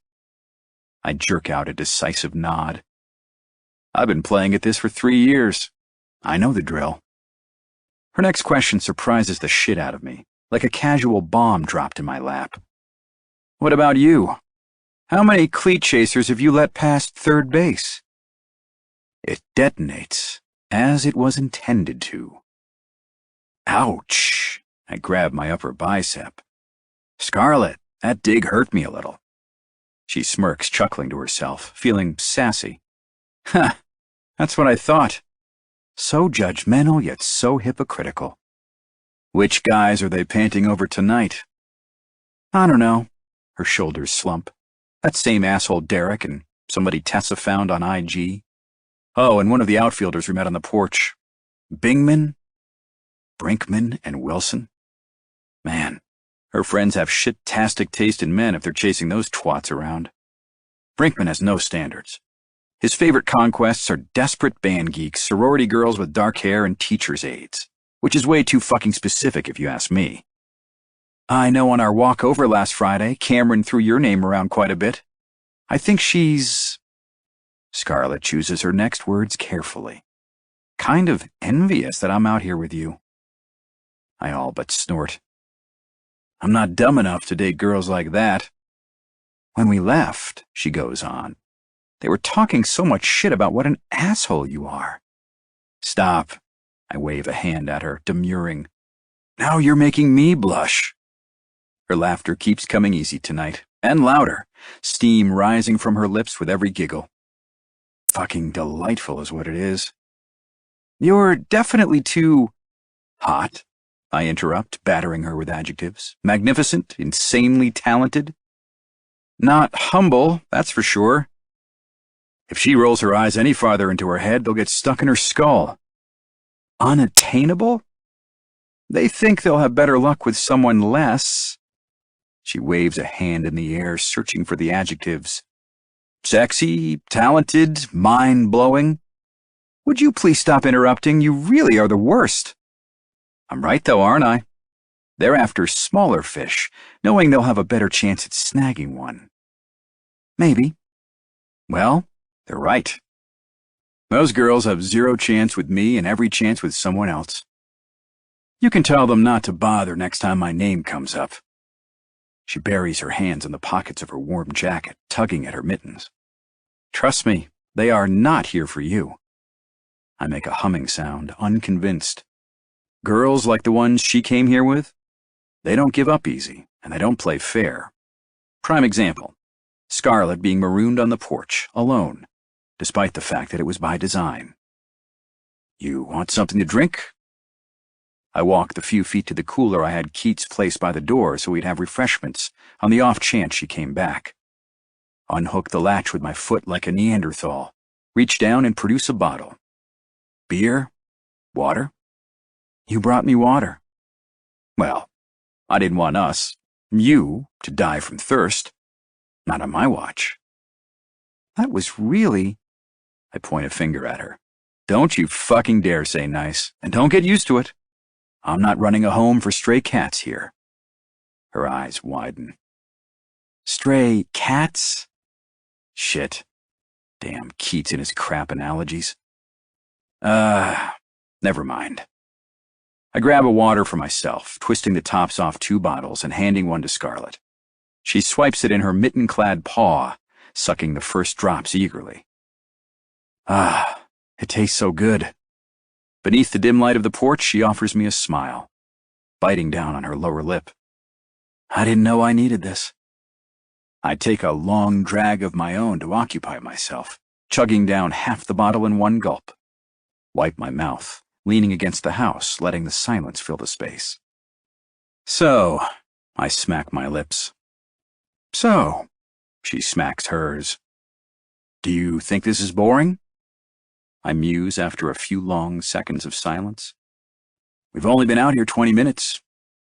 We could play a game if you want. Scarlett studies me, mimicking my pose as she takes a position against the porch balustrade, crosses her legs at the ankles, ass balanced on the rails. Want to play Never Have I Ever? Isn't that a drinking game? I think so, but we're not drinking. You want to play the game or sit here bored out of your mind? Fine, but you start. You have to take a drink if you have done the thing, even though we're not drinking alcohol. Thanks, wise ass. I know how to play Never Have I Ever. Can I just point out one fatal flaw with this whole thing? Pretty soon you're going to have to take a piss, and it'll have to be in the yard. She nibbles her bottom lip, squinting down at the overgrown bushes. Damn, good point. I guess if I have to pee, I'll deal with it. She cranes her neck, staring off into the dark. It's not like I've never had to pee outside before. Suit yourself. I've seen guys peeing off this very porch, so it wouldn't be a big deal. I get the party started. Never have I ever peed outside. We both sip from our bottles. She clears her throat. Never have I ever gone skinny dipping. Neither of us drink. Really? Scarlett is clearly astonished by this revelation. You've never gone in the water buck naked? Why does that surprise me? The answer seems obvious, but I enlighten her anyway. Not a fan of public shrinkage. Her laugh fills the yard, head tipped back, mouth smiling. Fair enough. I stare at her dimple, long and hard, before blowing a puff of air into the night sky. Never have I ever made out with a stranger. I take a drink. Scarlett does not. You've never kissed a stranger? Not even drunk at the bar making out? I thought everyone has done that. Negative, Ghost Rider? She thinks for a few seconds. Never have I ever wet the bed. I groan out loud. Take a chug of my water bottle as my stomach growls. Scarlett laughs, the sound echoing in the cold night air. Do not tell me you were a bedwetter. No, Jesus, keep your voice down. I glance around to make sure the few stragglers aren't listening. I mean, I might have had a few accidents as a kid. Just as a kid? Fine. My lip purses. I may or may not have gotten too hammered once or twice and pissed myself in recent years, but that's hardly the same thing. She laughs again, hitting her head against the support beam holding up the porch with a wince. Ouch! She giggles, rubbing the spot through her hat with a few fingers. You okay? I stop myself from reaching out, touching her leg. Yeah, I'm fine. Her mouth is still grinning. Your turn. I hum. Never have I ever. I tap on the floorboard. Never have I ever gone commando. Surprisingly, we both drink. Huh. Now you're telling me you walk around with no underwear on? Her shoulders rise and fall within her jacket. Sure. All the time. That's a fun tidbit of information I latch onto, filing it away in my spank bank under cute shit Scarlett does. Never have I ever caught my parents having sex. We both laugh, drinking, and Scarlett cringes at a thought, musing.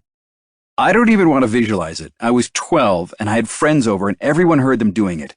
Can you imagine the horror? It was so loud and so terrible hearing my father grunting like, couldn't they have waited? She physically shudders. My friend Nicole still brings it up to this day. I walked in on mine once on a Sunday morning. I'll never fucking forget it. I think I was 14 and wanted pancakes. Now my parents refer to having sex as making breakfast. I shudder too, dramatically, at the visual of my father pounding my mother doggy style. Can we please change the subject? Okay. Never have I ever ridden a mechanical bull. I pause, bottle poised at my mouth. That is so random. But have you done it? Have you? My brows rise when Scarlett takes a drink from her cup, wiggling her brows. Really? When? My tone tells her to prove it. At the county fair. My friends bet me $20 I couldn't ride it for 8 seconds. They had the carnival guy crank up the dials on that stupid thing. I thought I was going to die. She pretends to flip her hair. Piece of cake. I stare at her, dumbfounded and a little bit turned on. I'm having a hard time picturing you riding the mechanical bull at the county fair. Why? I just am. My stomach grumbles again, loud enough that Scarlett overhears it complaining. God damn it, I'm getting hungry. Do you always complain about it? Yes. I shoot her my most menacing, hangry look. I have to consume a shit ton of calories per day to maintain this physique. I realize how conceited I sound, but it's true. This body takes a ton of work, and it's not always a walk in the park sustaining it. Want to hand me my bag? Scarlett points to the black bag she dumped on the ground earlier, lying limply on the porch near the door. I give it a shove in her direction with my foot. She ignores the rudeness of my gesture, losing an entire arm as she digs through it. Lucky for you, I happen to have a few snacks with me. This perks my stomach up considerably as I pat it with the palm of my hand. There, it's going to be okay, pal. The nice lady brought snacks. What are you hungry for? I have granola, protein bars, a bag of pretzels, and those hazelnut dipping stick things. Scarlett continues rooting around. And 1 pack of fruit snacks shaped like Scooby-Doo. My eyes get wide. You're turning me on. My preparedness is turning you on? You're so weird. She produces the promised protein bars, extending 2 in my direction, giving them an appealing little shake. Enticing. Chocolate chip or oatmeal raisin, take your pick. Both? I extend a palm and wiggle my fingers like I'm about to pick up a baby because she brought the good shit, bars with actual protein. Come to daddy. We both bend forward far enough to meet halfway. Far enough that Scarlett can slap the bars in my open palm, then rifle through her bag again. I think that's all I have for protein bars. No, don't worry about it. These are awesome. Thank you. She stops. Laughs. Oh my God. I almost just thanked you for staying outside with me. As I'm tearing open the silver wrapper on protein bar number 1, I glance over. For the record, this isn't ruining my night, Scarlett. These parties are so fucking played out. Jamming half the oatmeal raisin bar in my mouth, I bite down, chew, swallow. Why did you come tonight if you thought you'd be sitting outside? I didn't have anything going on and thought maybe... Her bottom lip juts out. Thought maybe I'd wear you down with my sparkling personality and charm. Little does she fucking know we're outside because I think she's pretty and it's too hard to talk inside with all the noise. So you keep saying. I shoot her a cursory glance, eyes on her mid-length puffy coat, knit winter hat, mittens. No offense. You don't really look like you came dressed for a party. She rips open a pack of fruit snacks, package crinkling, popping a red one in her mouth. I'm also a realist, Rowdy. I didn't want to freeze my ass off if the answer was still no bueno. Silently, we chew in tandem, legs extended in front of us. Her head rests against the house, eyes sliding closed when she swallows her first bite. I love these stupid things. They're so bad for you. In goes an orange one. Never have I ever taken food out of a trash can and eaten it, I announce, taking a chug out of my water bottle like the total badass I am. Stop it right now. You have not. I have, I boast proudly. I was starving and I was with a few buddies and we were walking past a really nice restaurant. Technically, we were walking in an alley past their dumpsters. That is so gross. Your mouth has been in the trash. What the hell did you eat? Pasta with meatballs from inside a doggy bag. I chuckle. We were in the city and it had just been thrown out, so I figured it was clean. Rowdy, that's disgusting. When she leans forward and taps me on the leg of my pants, chastising, my entire body goes rigid, calf burning where she poked at it with the tips of her fingers. It was still warm.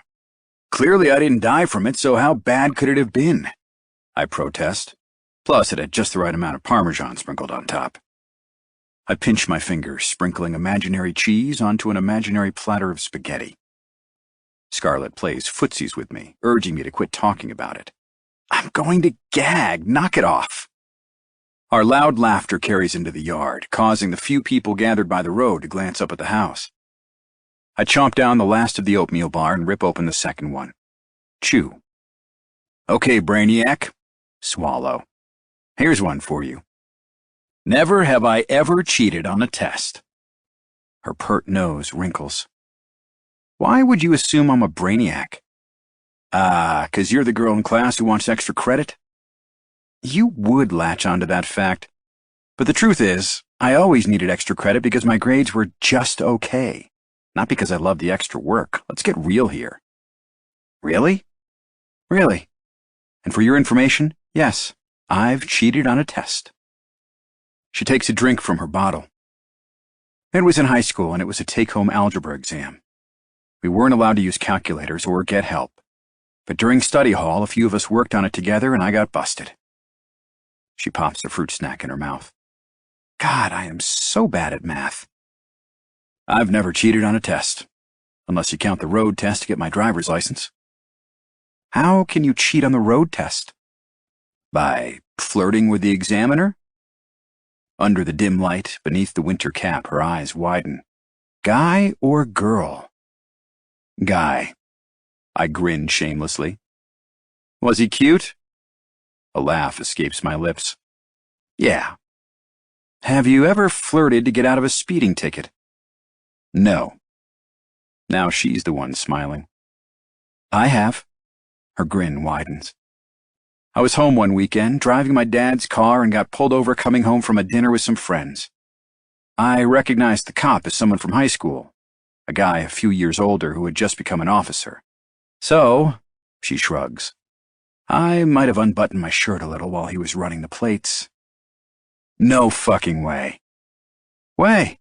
2 whole buttons, she laughs. So much cleavage. Why, Scarlett, you little... I really think it's weird you think I'm some prude just because I got into an argument with your teammates. Honestly, I'm sure it had a lot to do with what you were wearing.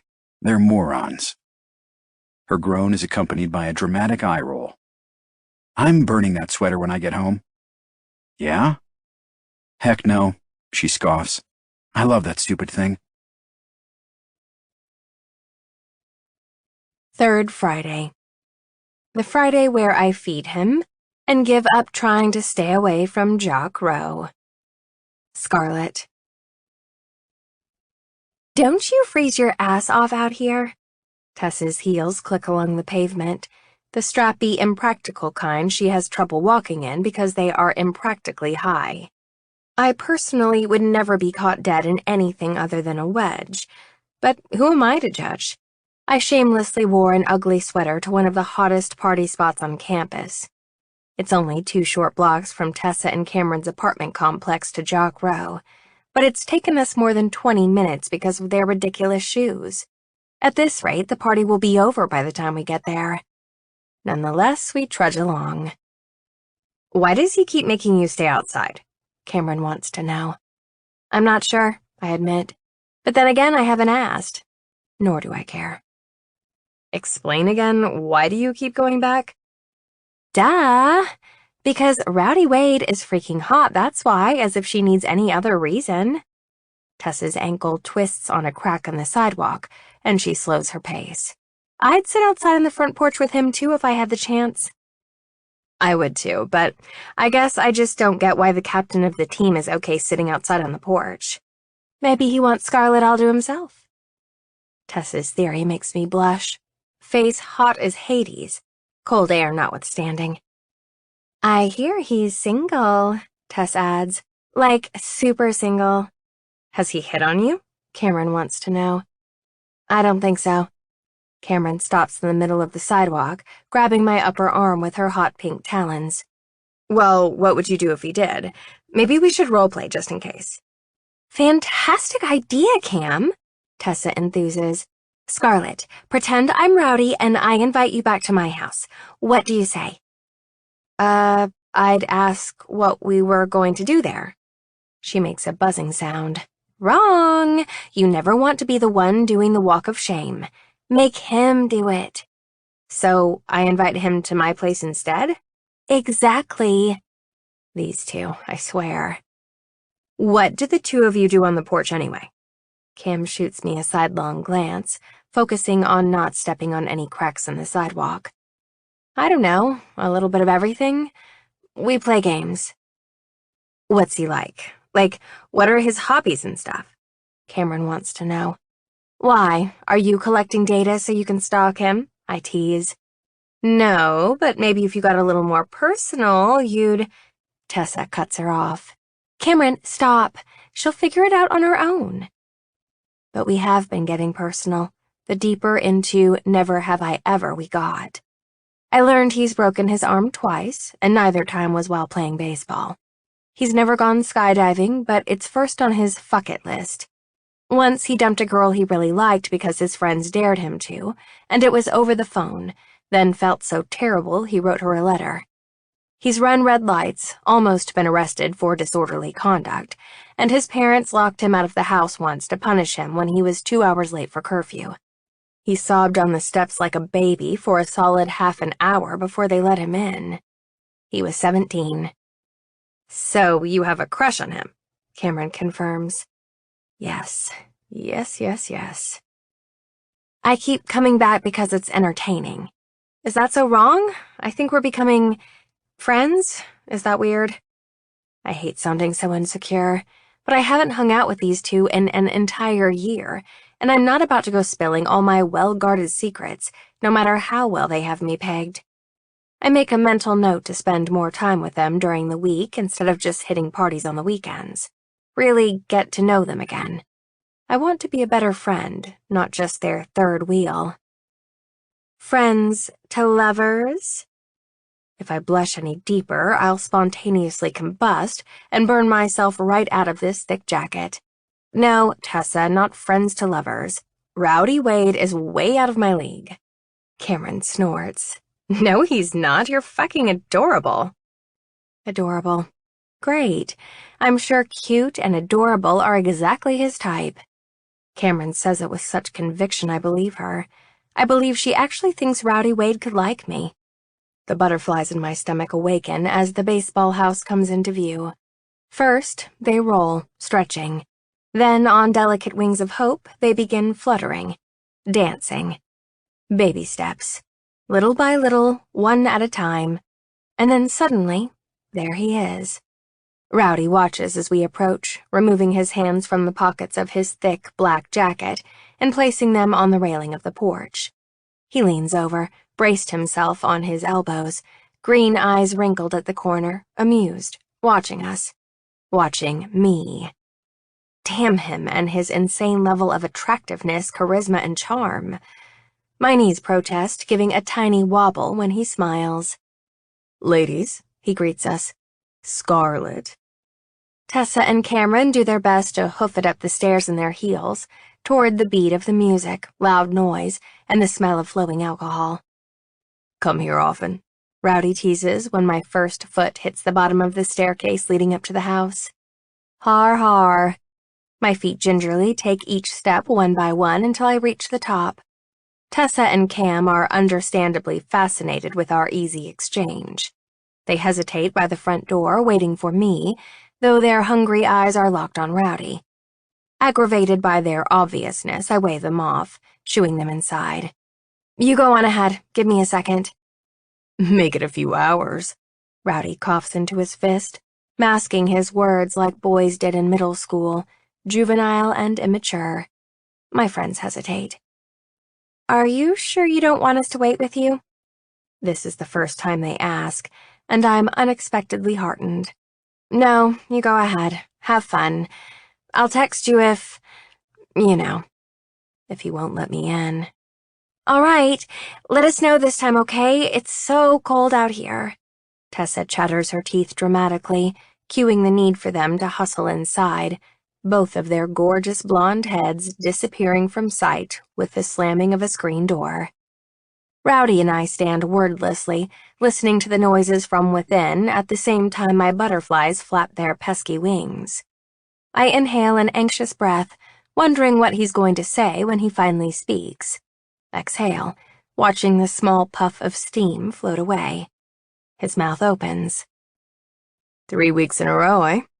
Rowdy clasps his hands. I can't decide which one of us is a bigger glutton for punishment, can you?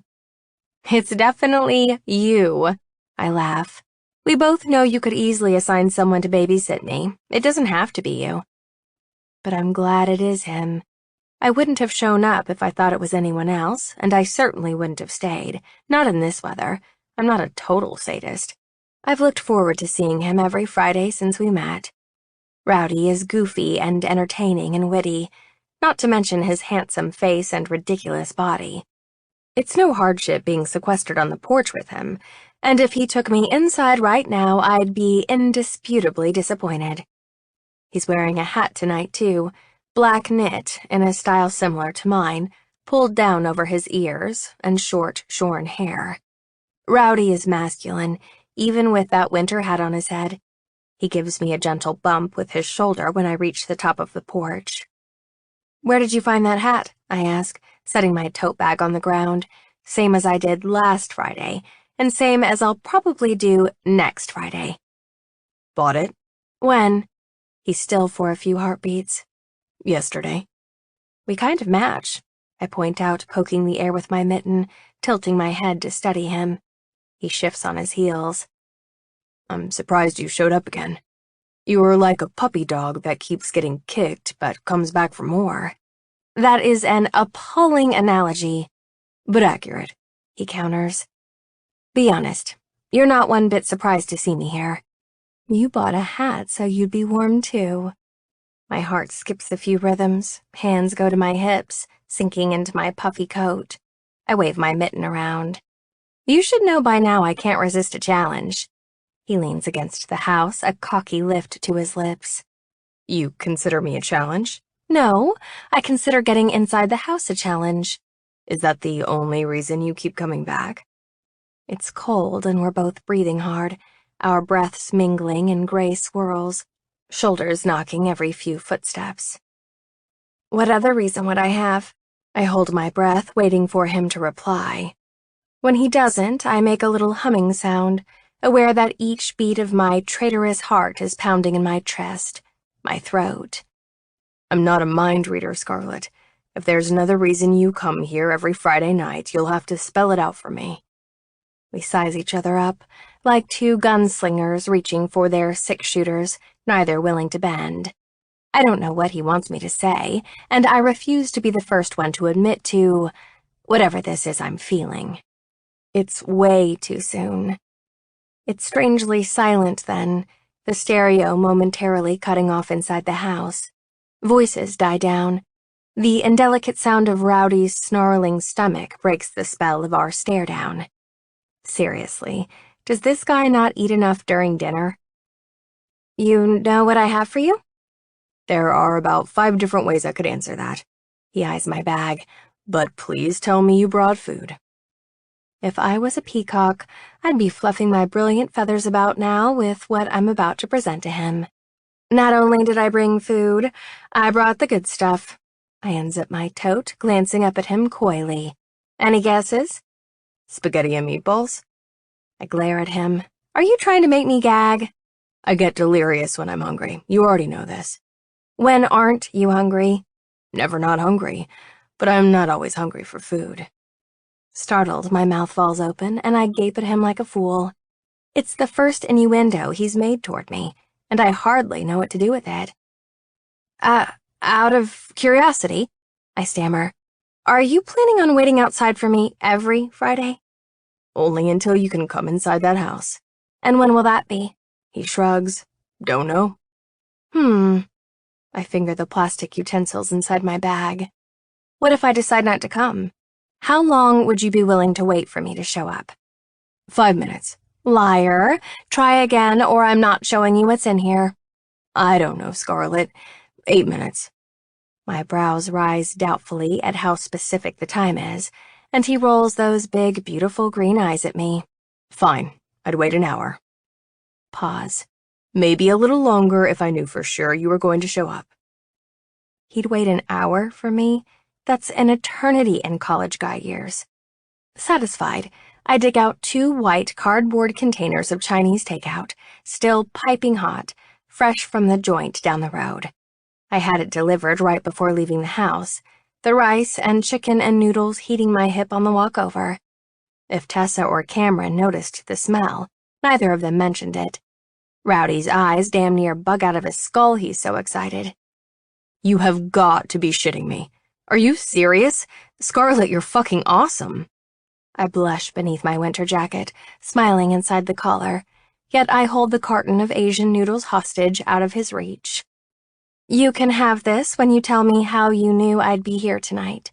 He's desperate, so he folds like a house of cards in a soft breeze.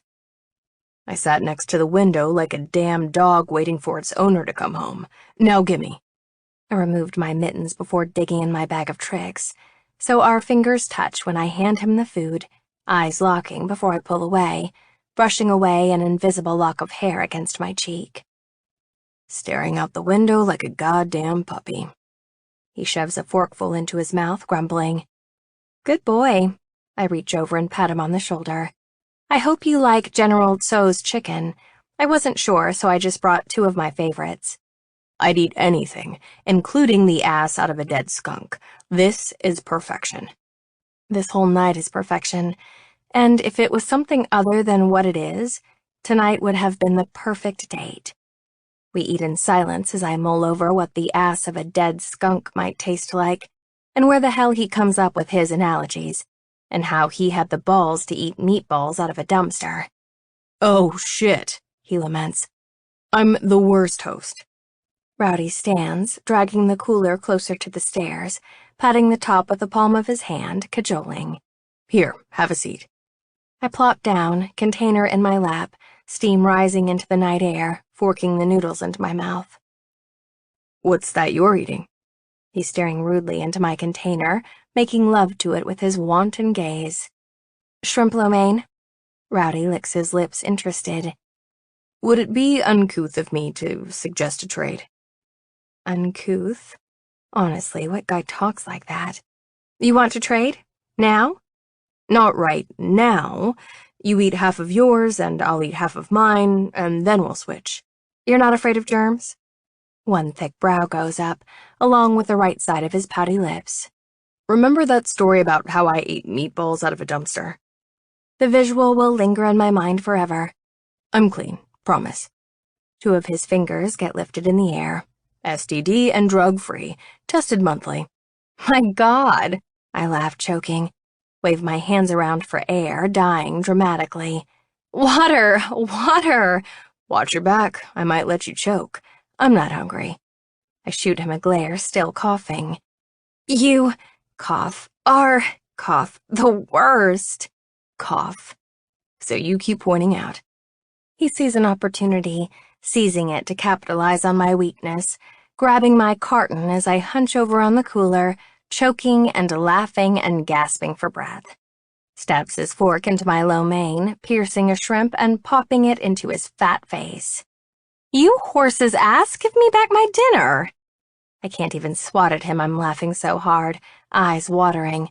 Rowdy pushes at my forehead to keep me at bay, to keep me from grabbing my dinner back like an annoying older brother, the palm of his giant hand singeing my skin. I can't stop laughing, not even when he tips the container toward his face, shoveling the contents into his open mouth, spilling noodles on his jacket in his haste to beat the clock. It's disgusting. It's hilarious. When he finally comes up for air, his face is a mess, chunks of celery and carrots stuck to his chin, just below his bottom lip. I can't even look at you right now, you're so gross. I told you I was hungry. I wasn't fucking around. I'm never bringing you food again. I lie. You have 0 manners, and I didn't bring any napkins. I wasn't expecting you to be such a slob. He couldn't care less.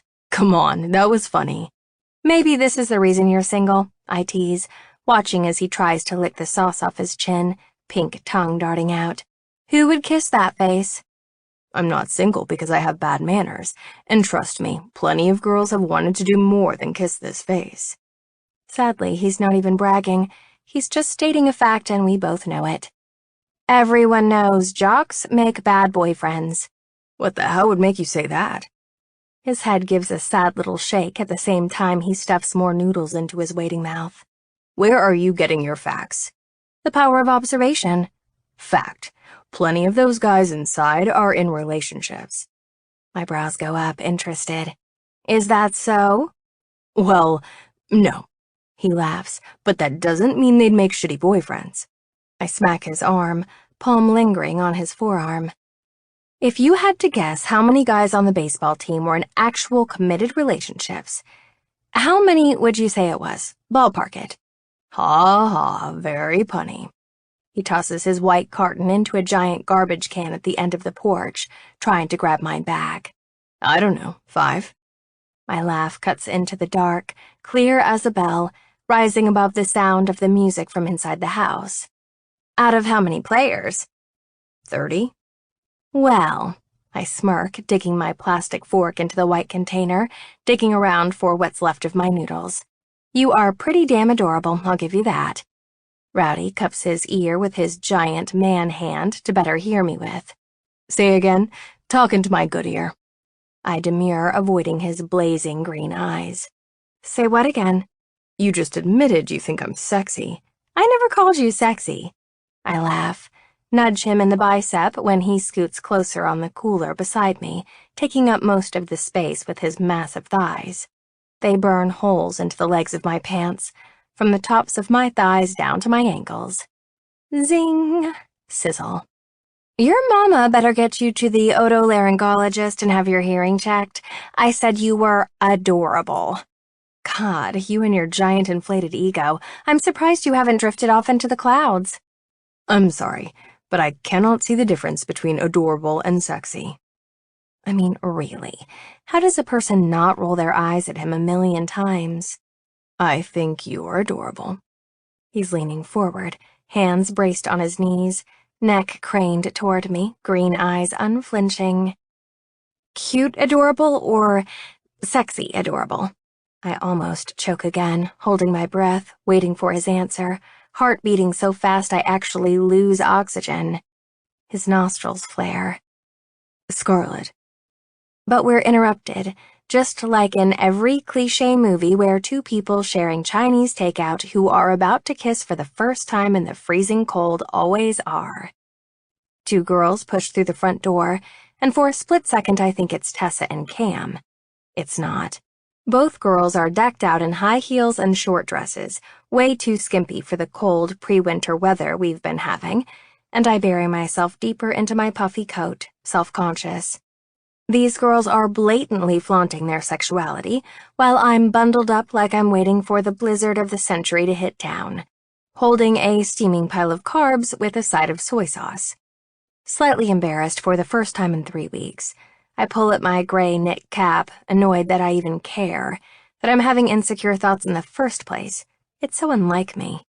One of the girls, she's beautiful and willowy and aggressive, if her stance is any indication, stops when she sees Rowdy, jutting out her hip, posing, toe of her high heel pointed at the floor. "How's it going, Rowdy?" She's chewing gum and lets it snap. He takes a few seconds to reply, whole demeanor changing. Vanessa, right? She nods, pleased when Rowdy spares her a glance, flipping her platinum blonde locks to one side, posturing. You inside with Levinson? He asks the question slowly, deliberately. Vanessa's red-lipped, self-righteous smile falters, fades like the ombre tips of her hair. Yeah. I dig into my Chinese food with my fork, pretending not to listen. But if I were a GIF, I'd be the Michael Jackson eating popcorn in a movie theater one, so engrossed am I. Rowdy shifts on our makeshift bench, his thigh pressing tighter alongside mine. It's thick and warm and right there, touching me. He covers my hand with his, stealing away my fork, eyes never leaving Vanessa's face as he delivers his next line. Want me to tell his girlfriend you say hello? She's out of town with the cheer team, but you already knew that, didn't you? Stabs my fork into a shrimp, lifting it to his lips with a wolfish smirk. Jesus. Her dark lips part, throat chuffs. You were such a dick. Vanessa grabs her friend by the arm, dragging her toward the steps, hightailing it down the stairs, lumbering on their perilously unsteady shoes. Only when they're finally out of sight do I speak. Wow, I steal back my fork.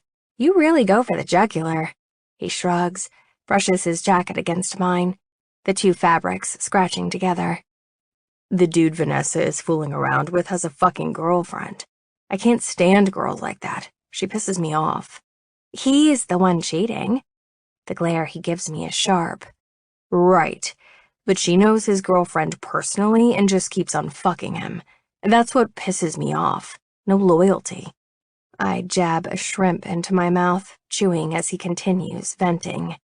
I really fucking like Holly. I just wish she'd wise up and dump Levinson's useless ass. Why doesn't she? He pauses, leveling me with a blank stare. Seriously, Scarlet? Why do you think? Why is he staring at me like that? What did I say? I ask in a small voice. Levinson is going to the major leagues. Holly is never going to dump him. He's her golden ticket to WAG status. Everyone knows it. I feel my mouth turn downward into a frown. I don't know what that means. You don't know what a WAG is? God, you're so naively sweet. He pinches a thumb over his shoulder toward the two girls who just walked off. Why do you think that girl Vanessa is all over Levinson's jockstrap? He's not even that fucking great. Gold digger. What do you think your friends keep coming back for week after week? Gold diggers. Some of them are lucky enough to get themselves knocked up, meal ticket for life in the form of child support payments. Girls get pregnant on purpose? I sound appalled because I genuinely am. Haven't you ever heard the stories about girls poking holes into condoms? No? Yeah, well. More food gets shoveled into his mouth from my container. He chews, I chew. We both swallow. Rowdy takes a swig of beer, washing it all down, while I take a chug of my water. Then, "That's the way it goes around here." that's really depressing. I pause, trying to catch a glimpse of his profile. Doesn't it get old? "Real fast." He stabs his fork into the rice. "Why do you think I moved out of this house?" You don't live here? "Nope." Why did I think you did? Rowdy stands, walking to the edge of the porch, peering off into the yard, though it's hard to make out anything past the street. He speaks with his back to me, hands braced on the banister rail. "Communal living is fine when you're a freshman or sophomore, but athletes on this row party a little too fucking hard. The random people hanging out at all fucking hours of the night are fun for one hot minute. The noise and, well, all the bullshit that comes along with living here, not fun, not anymore." He turns, raking his gaze over me, scanning me from head to toe, from the ankles of my brown boots to the long tips of my glossy hair, half hidden under my gray winter hat. "What about you?" He wants to know. I don't live here either. It takes him a few moments to get my joke, but when he does, his head tips back and he laughs, his chiseled jaw an Adam's apple, absolute male perfection. "You're a real wise ass." His smile is warm, and I catch him biting his bottom lip when he turns back toward the street. Loud laughter is amplified when the door to the house flies open again, the music spilling into our perfect moment like toxic waste, along with a small group of co-eds. The inebriated group stumbles to the stairs, hanging on to each other, raucous laughter, barely making it to the bottom without breaking their necks, barely making it to the sidewalk still standing. I'm half expecting some of them to begin crawling. Rowdy frowns under the dim porch lights, his eyes trailing their movements, watching them warily. "This is the shit I'm talking about." I can barely hear him.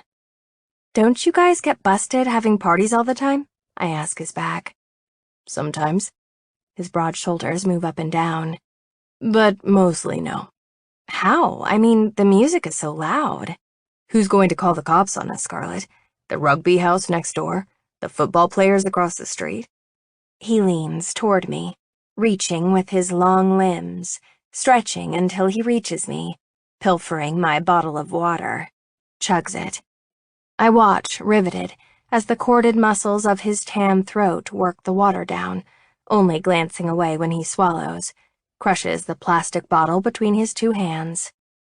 "The other teams party like this when it's their off-season, too." Makes sense. Who wouldn't? You guys work hard. My eyes hit the house across the street.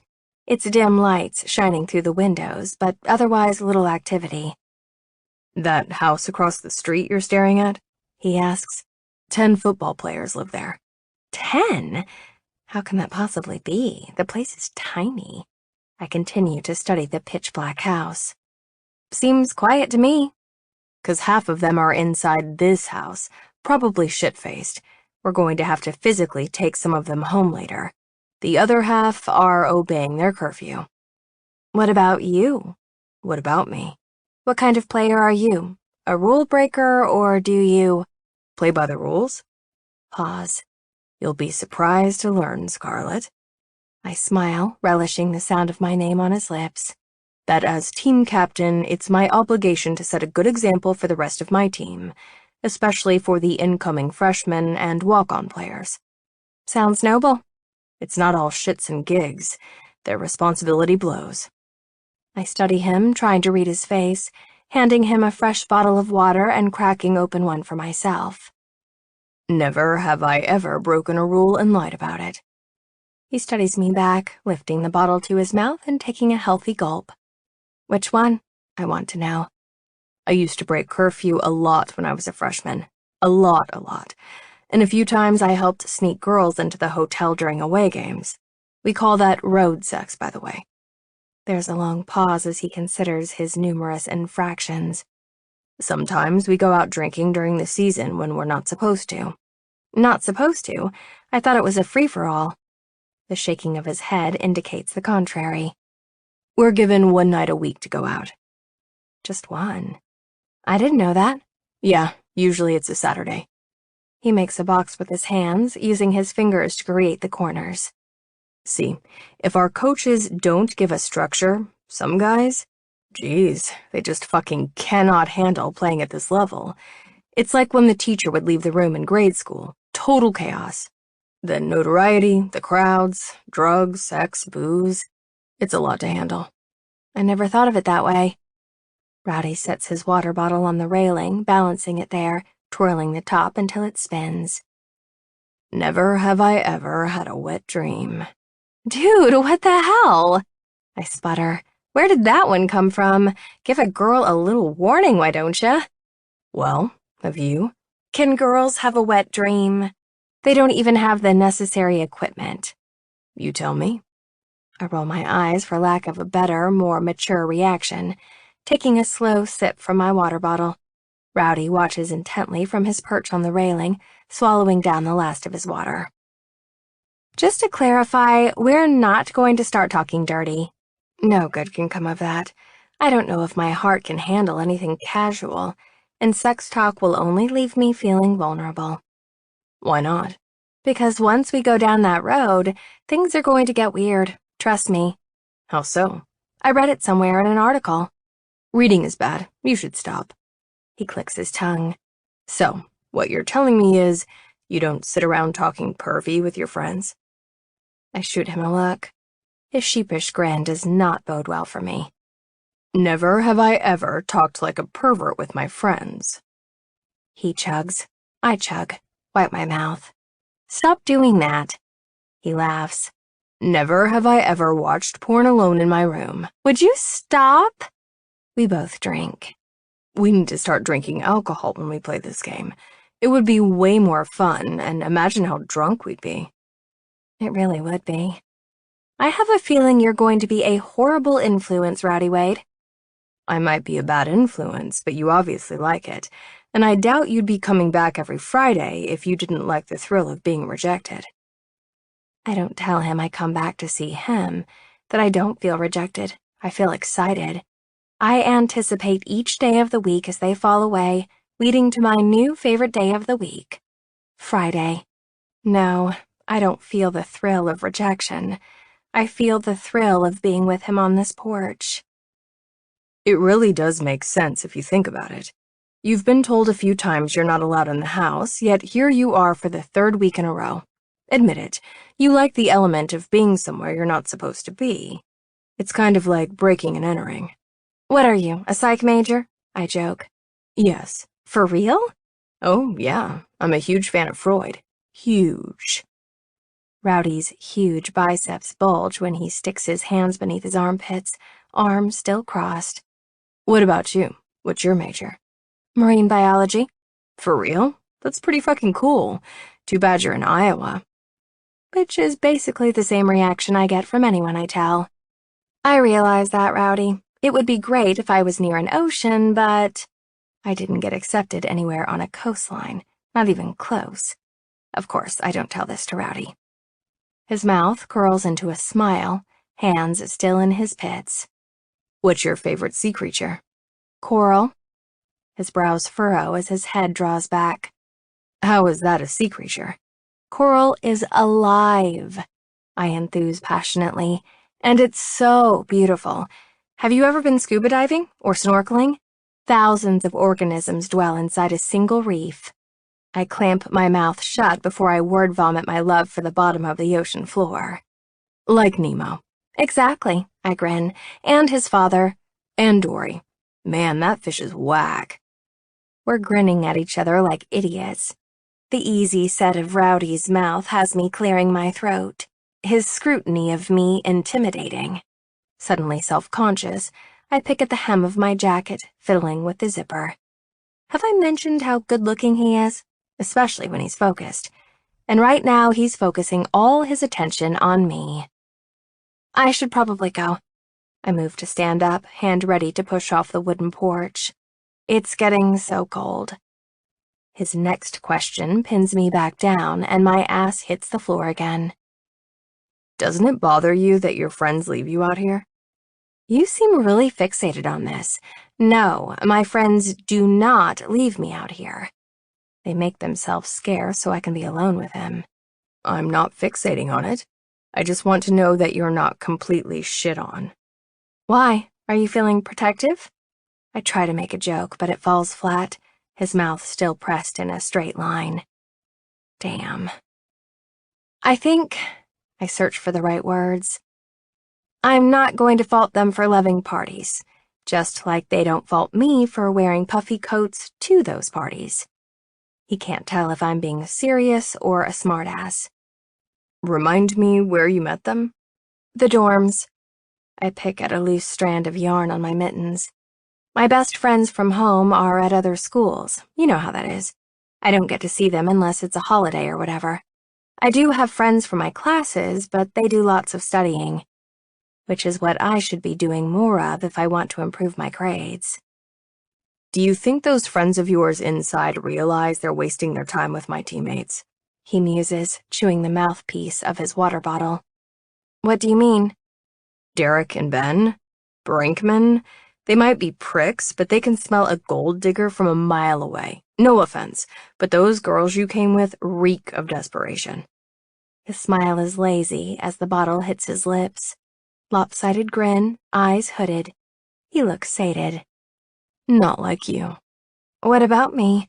The butterflies in my stomach flutter their wings. He shrugs. I couldn't figure out what you were doing with those two. They're not even close to being in the same league as you. Did you just imply that I'm classy? Why is that so hard to believe? I readjust myself, trying to get more comfortable on the hard ground, repositioning my legs. You know, when the three of us were freshmen, we used to have way more fun. It wasn't about guys and parties and hooking up. What'd you do? Have, like, slumber parties and shit? Something like that. I laugh, biting back my smile, pausing with a new train of thought. You know what I couldn't stop thinking about when Ben and Derek were hitting on my friends? What? All I could think about was what it would be like to date them. They were so boring, no personalities. How so? Ben kept lying about the dumbest shit, like winning the title for the College World Series, and his pickup lines were so terrible, even I knew the punchlines. Zero effort. Do you know what that tells me, Rowdy Wade? Rowdy shifts on the railing. What does that tell you? He's going to be selfish in bed. At this point, I'm wishing I'd gone with a beer instead of water. I bet he's not a giver. Rowdy chokes a little on his water. Come again? My arms cross and I smirk at his pun. Come again. Giggling into the collar of my coat because occasionally I'm as juvenile as a 15-year-old boy. I'd rather date someone good in bed, wouldn't you? It's a rhetorical question I don't expect him to answer. Derek and Ben are blah. Total nail and bail. I drop the line casually, as if I deliver quips like this all the time. I don't. I just want to see the look on his face. Rowdy Wade does not disappoint. His poker face sucks, and he'd be an awful card partner in Vegas. His eyes are too wide, obviously shocked. His brows, once a neutral line, are now shot up in his hairline. My nose wrinkles at the thought of that Derek kid in bed, and I stifle a snort, satisfied that I've managed to surprise Rowdy. What? I can't believe you just said that. Nail and bail? My expression is pure innocence. You've never heard it? It's like a pump and dump, you know, a one-night stand. His laugh is almost maniacal. Oh, you don't have to explain it to me. I've heard of them, all right. I'm just surprised you're saying it. You seem so... I lean toward him, curious. I'm what? You seem like you're, you know, someone with strong morals. That's true. I lean back, pleased I've managed to surprise him with my foul mouth. I do have strong morals. That doesn't mean I can't throw down a few trashy catchphrases. I mean, you seem like the kind of girl who's saving. What do you mean? I'm not saving myself. I just haven't found anyone I wanted to lose my virginity to, although I did come close after senior prom in high school. He was cute and we'd been casually dating, so I let him rent a hotel room and plan the whole thing. Things went south when he tried to get me drunk, so gentlemanly, and instead we ended up fighting about all the liquor and condoms he'd brought. Fun fact about me, I'm a virgin. All my pleasure parts are intact, never been breached, unfortunately. Though one thing is for certain, I'm most definitely not saving myself for marriage. I just haven't found anyone worthy of my V-card. Silently, Rowdy watches the wheel spinning inside my head, content to watch me think, to watch as I stew over the lack of orgasms in my life that aren't self-induced. You're right. My shoulders rise and fall nonchalantly. Maybe I am saving myself. I'm saving myself for a connection. I want to feel good about my decision after I make it, not regret it. So until Mr. No Regrets comes along... Mr. No Regrets, he repeats. Wonder what he looks like. He looks like you.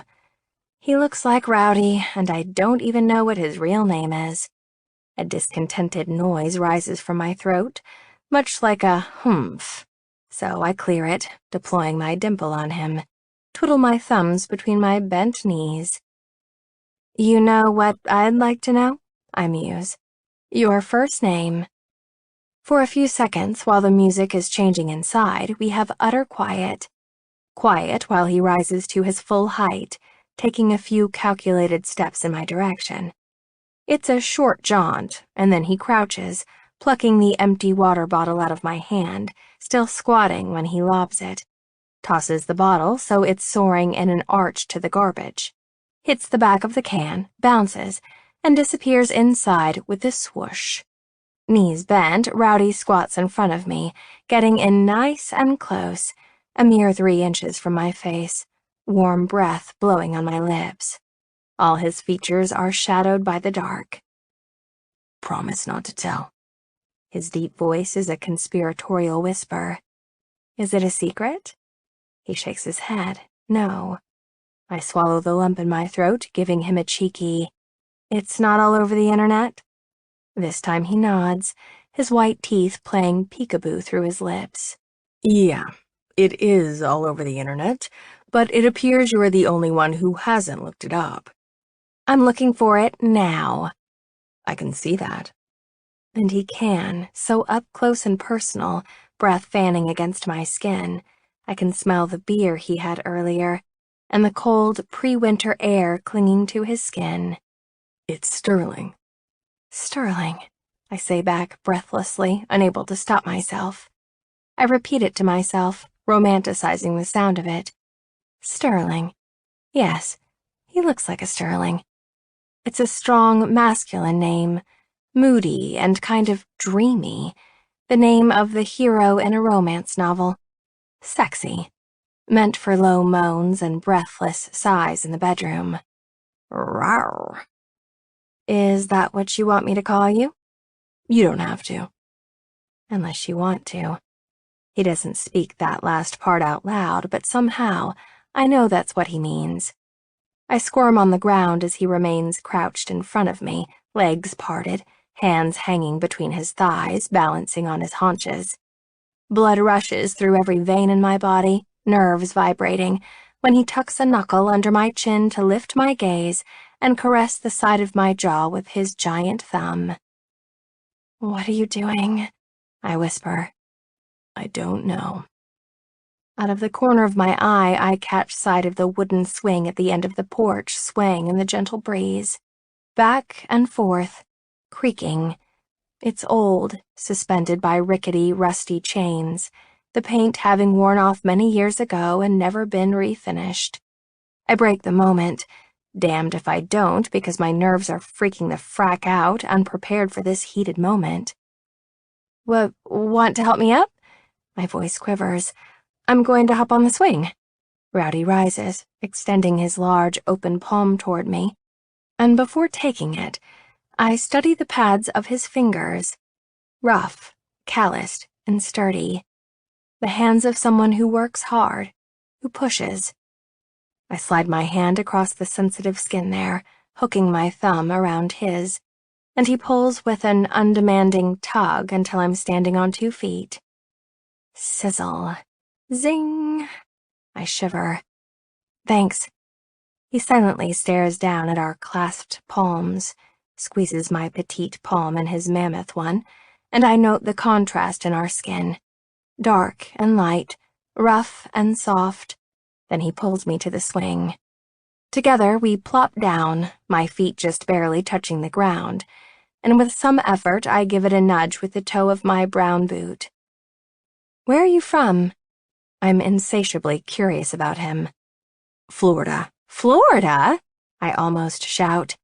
The Atlantic Ocean, sand, sun, sea life, coral and clownfish. I give him a shy glance, brushing back a lock of hair. Sorry, I didn't mean to yell. Right, I get it. He laces our fingers together and I want to die. You and your ocean fixation. If you said you grew up at Dodger Stadium, I'd have yelled too. Cute. I bite back a smile, teeth tugging on my bottom lip, watching as my feet hit the floorboards, giving the swing yet another boost. What about you? Where are you from? He asks in kind, shooting me a sidelong glance, examining my profile. I can feel him skimming the side of my face, so I force my eyes straight ahead, cheeks burning. I'm from here, about 2.5 hours north.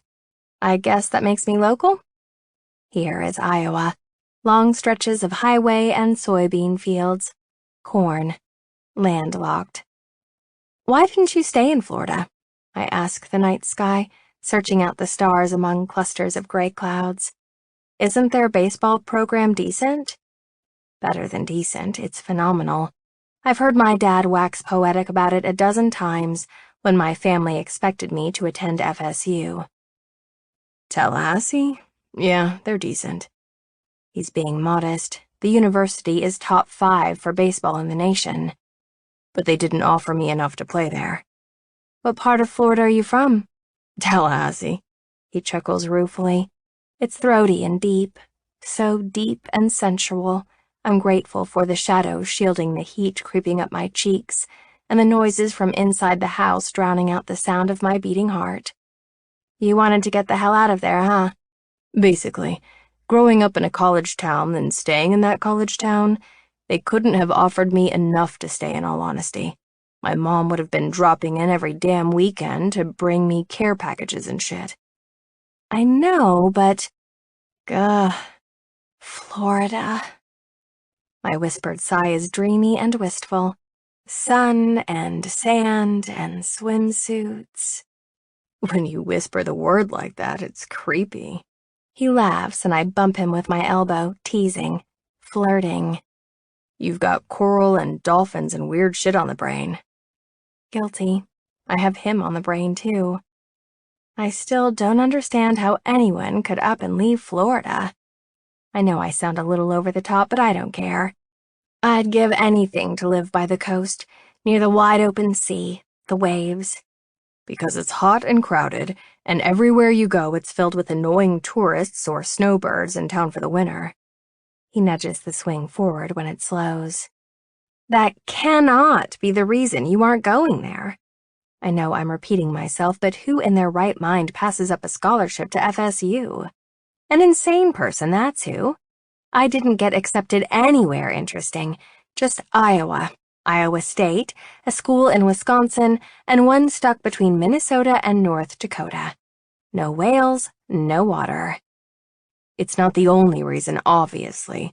When I came to Iowa for a visit, I really clicked with the team. Their camaraderie game is strong. The facilities here are new, totally sick, and, I don't know, it felt like the best decision for me at the time. At the time? And now? Now I only regret the decision when we lose. He laughs, laying our joined hands on his hard thigh. I look down at it, studying the dark hair sprinkled across his knuckles, which I can just make out in the light from the porch lanterns. I swallow, blinking up at the moon. The Midwest isn't exactly an epicenter of activity. I can't help pointing out, voice shaking a little. Damn it. Don't you get bored here? Maybe a little, but I really love this campus. It's pretty damn gorgeous. We don't have buildings like this in the South. Quietly, I mentally list all the reasons he should have gone to school in his home state. In-state tuition, the beach, Disney World, year-round sunshine, the beach. Hurricanes. Shit. Did I say that stuff out loud? Just some of it. He laughed softly.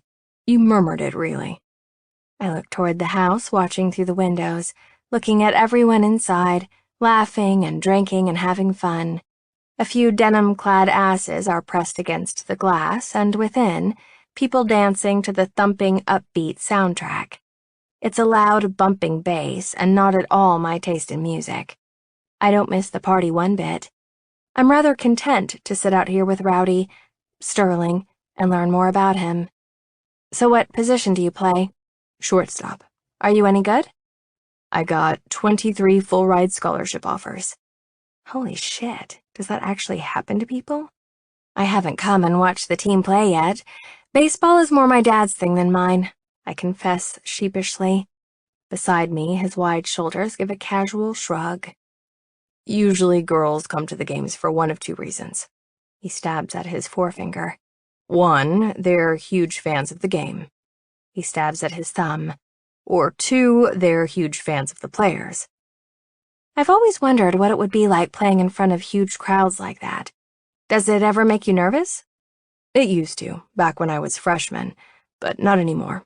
What's your favorite part of the game? Winning. His husky voice informs me, unapologetic. That was always my favorite part, too. Do you play baseball? I did, softball through high school. Honestly, it's not really my passion, but I play here, too, in an intramural league. It's something I do. Like I said, my father is obsessed with the game, and when I was little, he signed me up for every recreational team our town had. Coached a few of them, too. No fucking way. What position? Third base, usually, depending on who shows up. Are you any good? Let me put it this way. I was offered 0 full-ride scholarships. Rowdy's laugh is loud, punctuating the crisp night air like an exclamation point, his feet pumping the swing below our asses, making the chains creak. When does your season start? After the winter break, we start practicing, then we have a few preseason games. January. Are you really a psych major? You weren't kidding? Lord, where are all these questions coming from? Yes, I'm really a psych major. If I don't play baseball professionally, I'll get my master's and doctorate. Rowdy dips his head almost timidly, inspecting the ground as the swing rocks back and forth.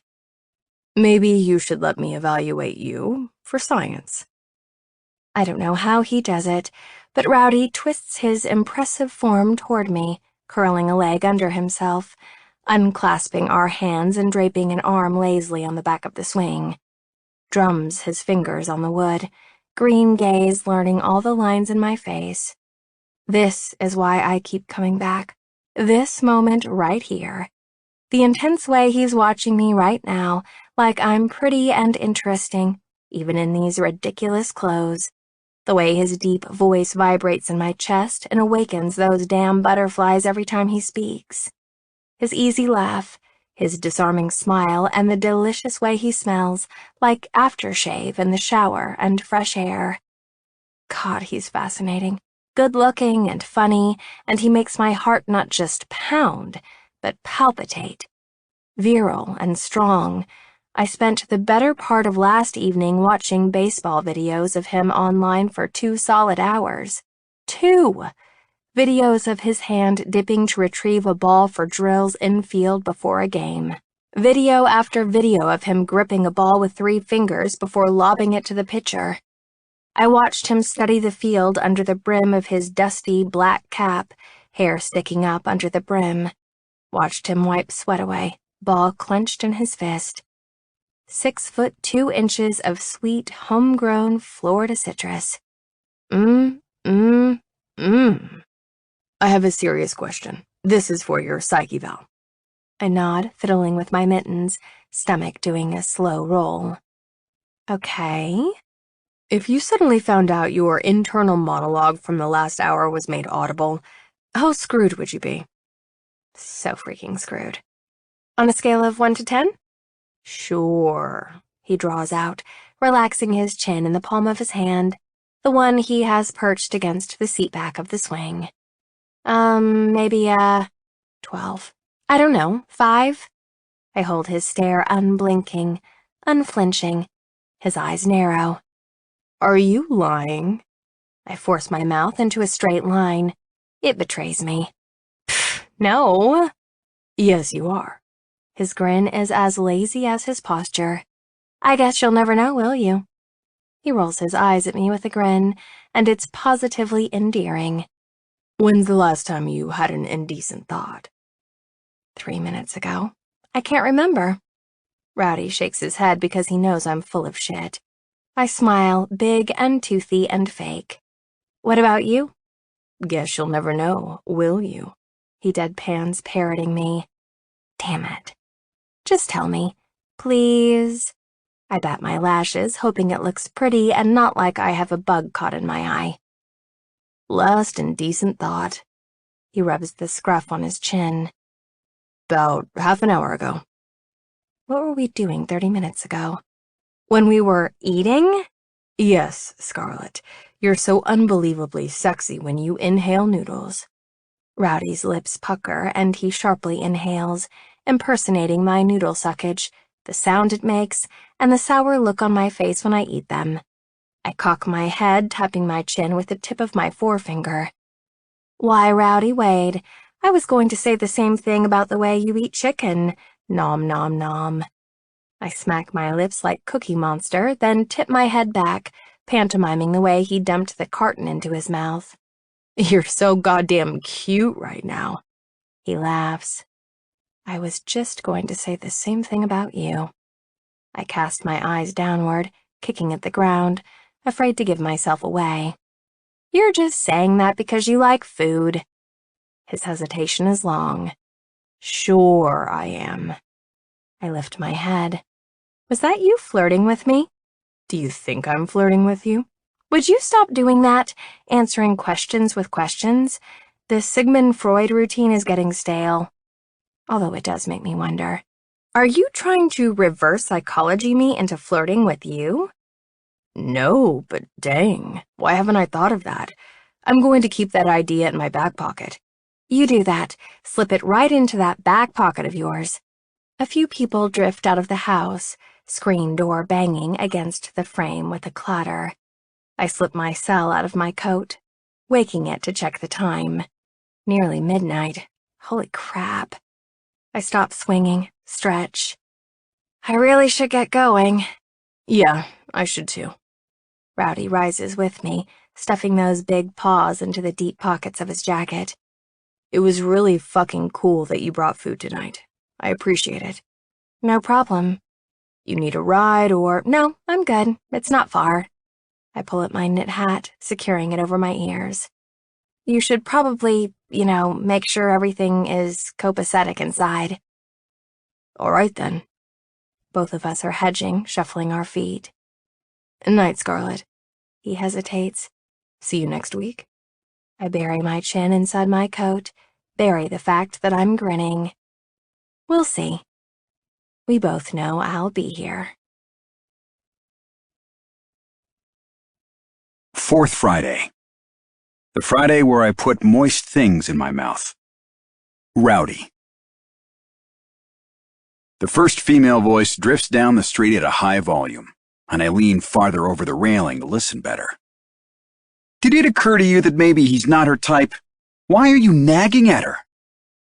Read my lips. You are insane. That boy is everyone's type. Not her type? Are you being serious right now? Rowdy Wade is so fucking hot. That voice is definitely not Scarlett's. If he paid me even the slightest bit of attention, I'd get pregnant just by looking at him. I can't believe you haven't slept with him. Or, the first voice continues, maybe he's just not that into you. God, I love that movie. Yet another voice cuts in, this one distinctively Scarlett's. I bet I've seen it 70 times. Look at you. I swear, Scarlett, you wear shit like that on purpose. It's cold out. Bet Rowdy could keep you warm. Once the clothes come off, it hardly matters what you left the house wearing. Jesus Christ, why are they so loud? If I can hear every word, no doubt the fucking neighbors can too. Nevertheless, I chuckle. listening to the banter coming my direction from down the sidewalk. The girls are loud enough I hear them before I see them, chattering and laughing, declarations echoing down the very quiet street, the usual weekend activity having been moved to a different location. There is no party here tonight. The girls are earlier than usual, clomping down the street in heels, with purpose, shrouded in the dark until they're illuminated under the first set of street lamps. There are 5 of them, all trussed up like miniature streetwalkers. Correction, all but one. One of them stands out in the crowd of tight dresses and high heels. Only one of them isn't heavily made up. All but one stomps in high heels, clicking and determined against the concrete. Scarlett draws in all my attention in her black and white chucks, thick winter coat, and black leggings, tote bag slung over one shoulder. Who would have fucking thought?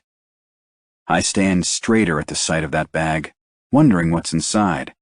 My stomach as interested as my eyes just became. I know it's food because she's too fucking sweet, and I'm excited.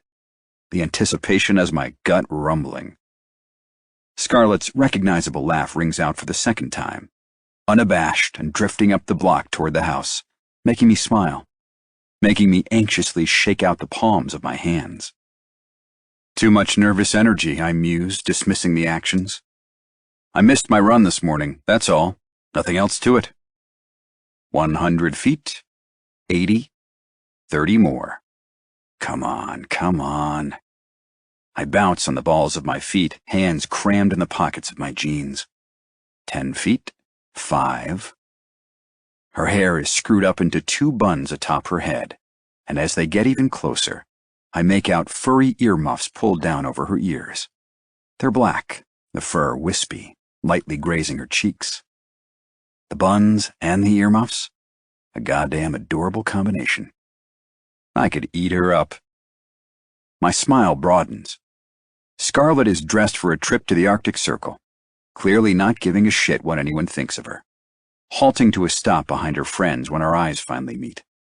Stops at the edge of the yard, her tennis shoes stalled at the edge of the walkway, hands hoisting her bag higher on her shoulders. She props it on her hips and stares back, wiggles her brows. My hands come out of hibernation when I lean forward to brace them on the banister railing. One of her friends giggles, high-pitched and way too enthusiastic. "Are you the official welcoming committee now?" Something like that. Everyone, including Scarlett, is giving their attention to the house behind me, obvious confusion falling on their expressions, like fans doing the wave in the stands at a baseball game. And it's no wonder. The lights inside are off, it's eerily quiet, and no one is home. "Where is everyone?" one of the blondes asks, biting down on a hot pink bottom lip. "Why is the house so dark?" I lift my palms with no offering. "No party tonight." Protests of disappointment follow. "But we walked all the way over here, and my feet are already killing me." I interrupt them both. "Party's been moved to the Lambda House, ladies. The night isn't over yet." Someone clears her throat. Another gets nudged in the back, stumbling forward a few feet. "Are you coming out tonight, Rowdy?" the beautiful Latina blurts out, unable to stop herself. "You can walk with us." I glance down at Scarlett to gauge her reaction, our eyes meeting over 4 perfectly coiffed heads.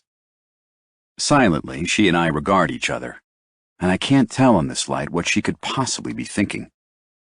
"Yeah, I'll walk over with you." I tell myself I'm only doing it to be chivalrous, and because anything can happen between point A and point B, regardless of the safety in numbers system. But the truth is, I don't live in the baseball house, and had no reason to be loitering on the front porch. I don't bother checking to see if the door behind me is locked, or if all the lights are turned off, or if anyone is squatting inside. Instead, I bound down the stairs to Scarlett's side, giving her a playful bump with my shoulder, the contact of our bodies making the pit of my stomach turn over, despite the heavy jacket separating our skin. I shiver and obviously need to check myself, because this shit with her is getting so fucking weird. Shaking off whatever the hell that electric spark was, I helped steer the group to the left, down the walkway toward Greek Row. The large houses loom in the foreground, lit up, music so loud the bass can be heard several blocks over. From here, I can see people spilling onto the lawn of the Lambda House, and the desire to head home is strong. "Thanks for waiting for us tonight. You didn't have to," Scarlett finally says, her friends booking it a few feet in front of us with newfound urgency. Not them. You. I waited for you. I didn't have to, but I wanted to. Scarlett would have gotten there, seen there was no party, and within minutes found out where everyone was through the power of social media, like everyone else tonight did when they arrived tonight. I know I didn't have to. Without realizing it, our pace has slackened from a brisk walk to keep up with the group to a slow stroll, and soon we're a good 100 paces behind her friends, almost an entire block separating us, Scarlett's tote bag swinging along with her stride. "What's inside your bag? It's been driving me nuts." "Oh." She perks up, remembering herself. "I made brownies yesterday and wanted to get them out of my house before I ate them all myself." "Liar. You made these for me." Pfft. When she doesn't deny it, goddamn if my heart doesn't flutter. I poke at her bag. "Are you going to make me beg for a taste?" I have to admit, I threw down that innuendo to measure her aversion, grinning when she shoots me a sardonic sideways glance, clamping her lips shut, tempted to retort. Scarlett isn't the conservative she appears to be. I would bet money on it. She just hides it better than others, burying it beneath that damn jacket. I wonder what her body looks like under all those layers. Is she skinny or curvy? Big boobs or flat-chested? Is she shy and modest or self-confident? Jesus, I want to find out so damn bad. No, of course I'm not going to make you beg. Her voice is quiet, barely above a whisper, and husky, like she's having dirty thoughts about me, too. We stop onto the sidewalk so she can rifle through her tote, pulling out a clear Tupperware container with a red lid and handing it to me. I pop the lid, inhaling the smell of rich chocolate. Fuck yeah. I love brownies. Me too. We resume our walk. I bite down into a large square, groaning. God damn, this is good. Thank you. Moist. I can't help adding, just to see what she'll say. Scarlett groans. God, I hate that word. Yeah, I figured. Who doesn't? You hate the word moist? Stop saying it, she says on a laugh, the dimple in her cheek winking at me. I would if these brownies weren't so moist. Her laughter is low as we resume walking, side by side in the dark. You want a bite? Her teeth rake her bottom lip indecisively.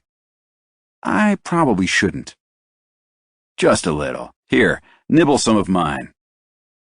We pause under a streetlight, and I raise my arm, brownie pinched between my fingers, offering her some.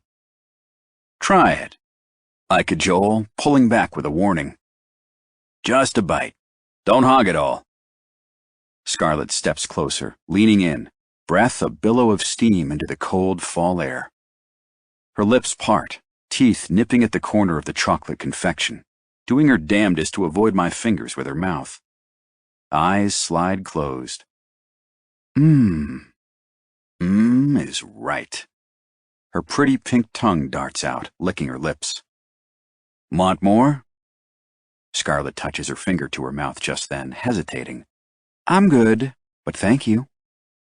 I've got a whole container of them if you change your mind, I tease, patting the plastic container, riding her hip. Made them last night. I take the opportunity to stuff another chunk into my mouth, teeth hitting a chocolate chip. It melts unhurriedly on my tongue before I swallow. Heaven. So fucking delicious. Wow.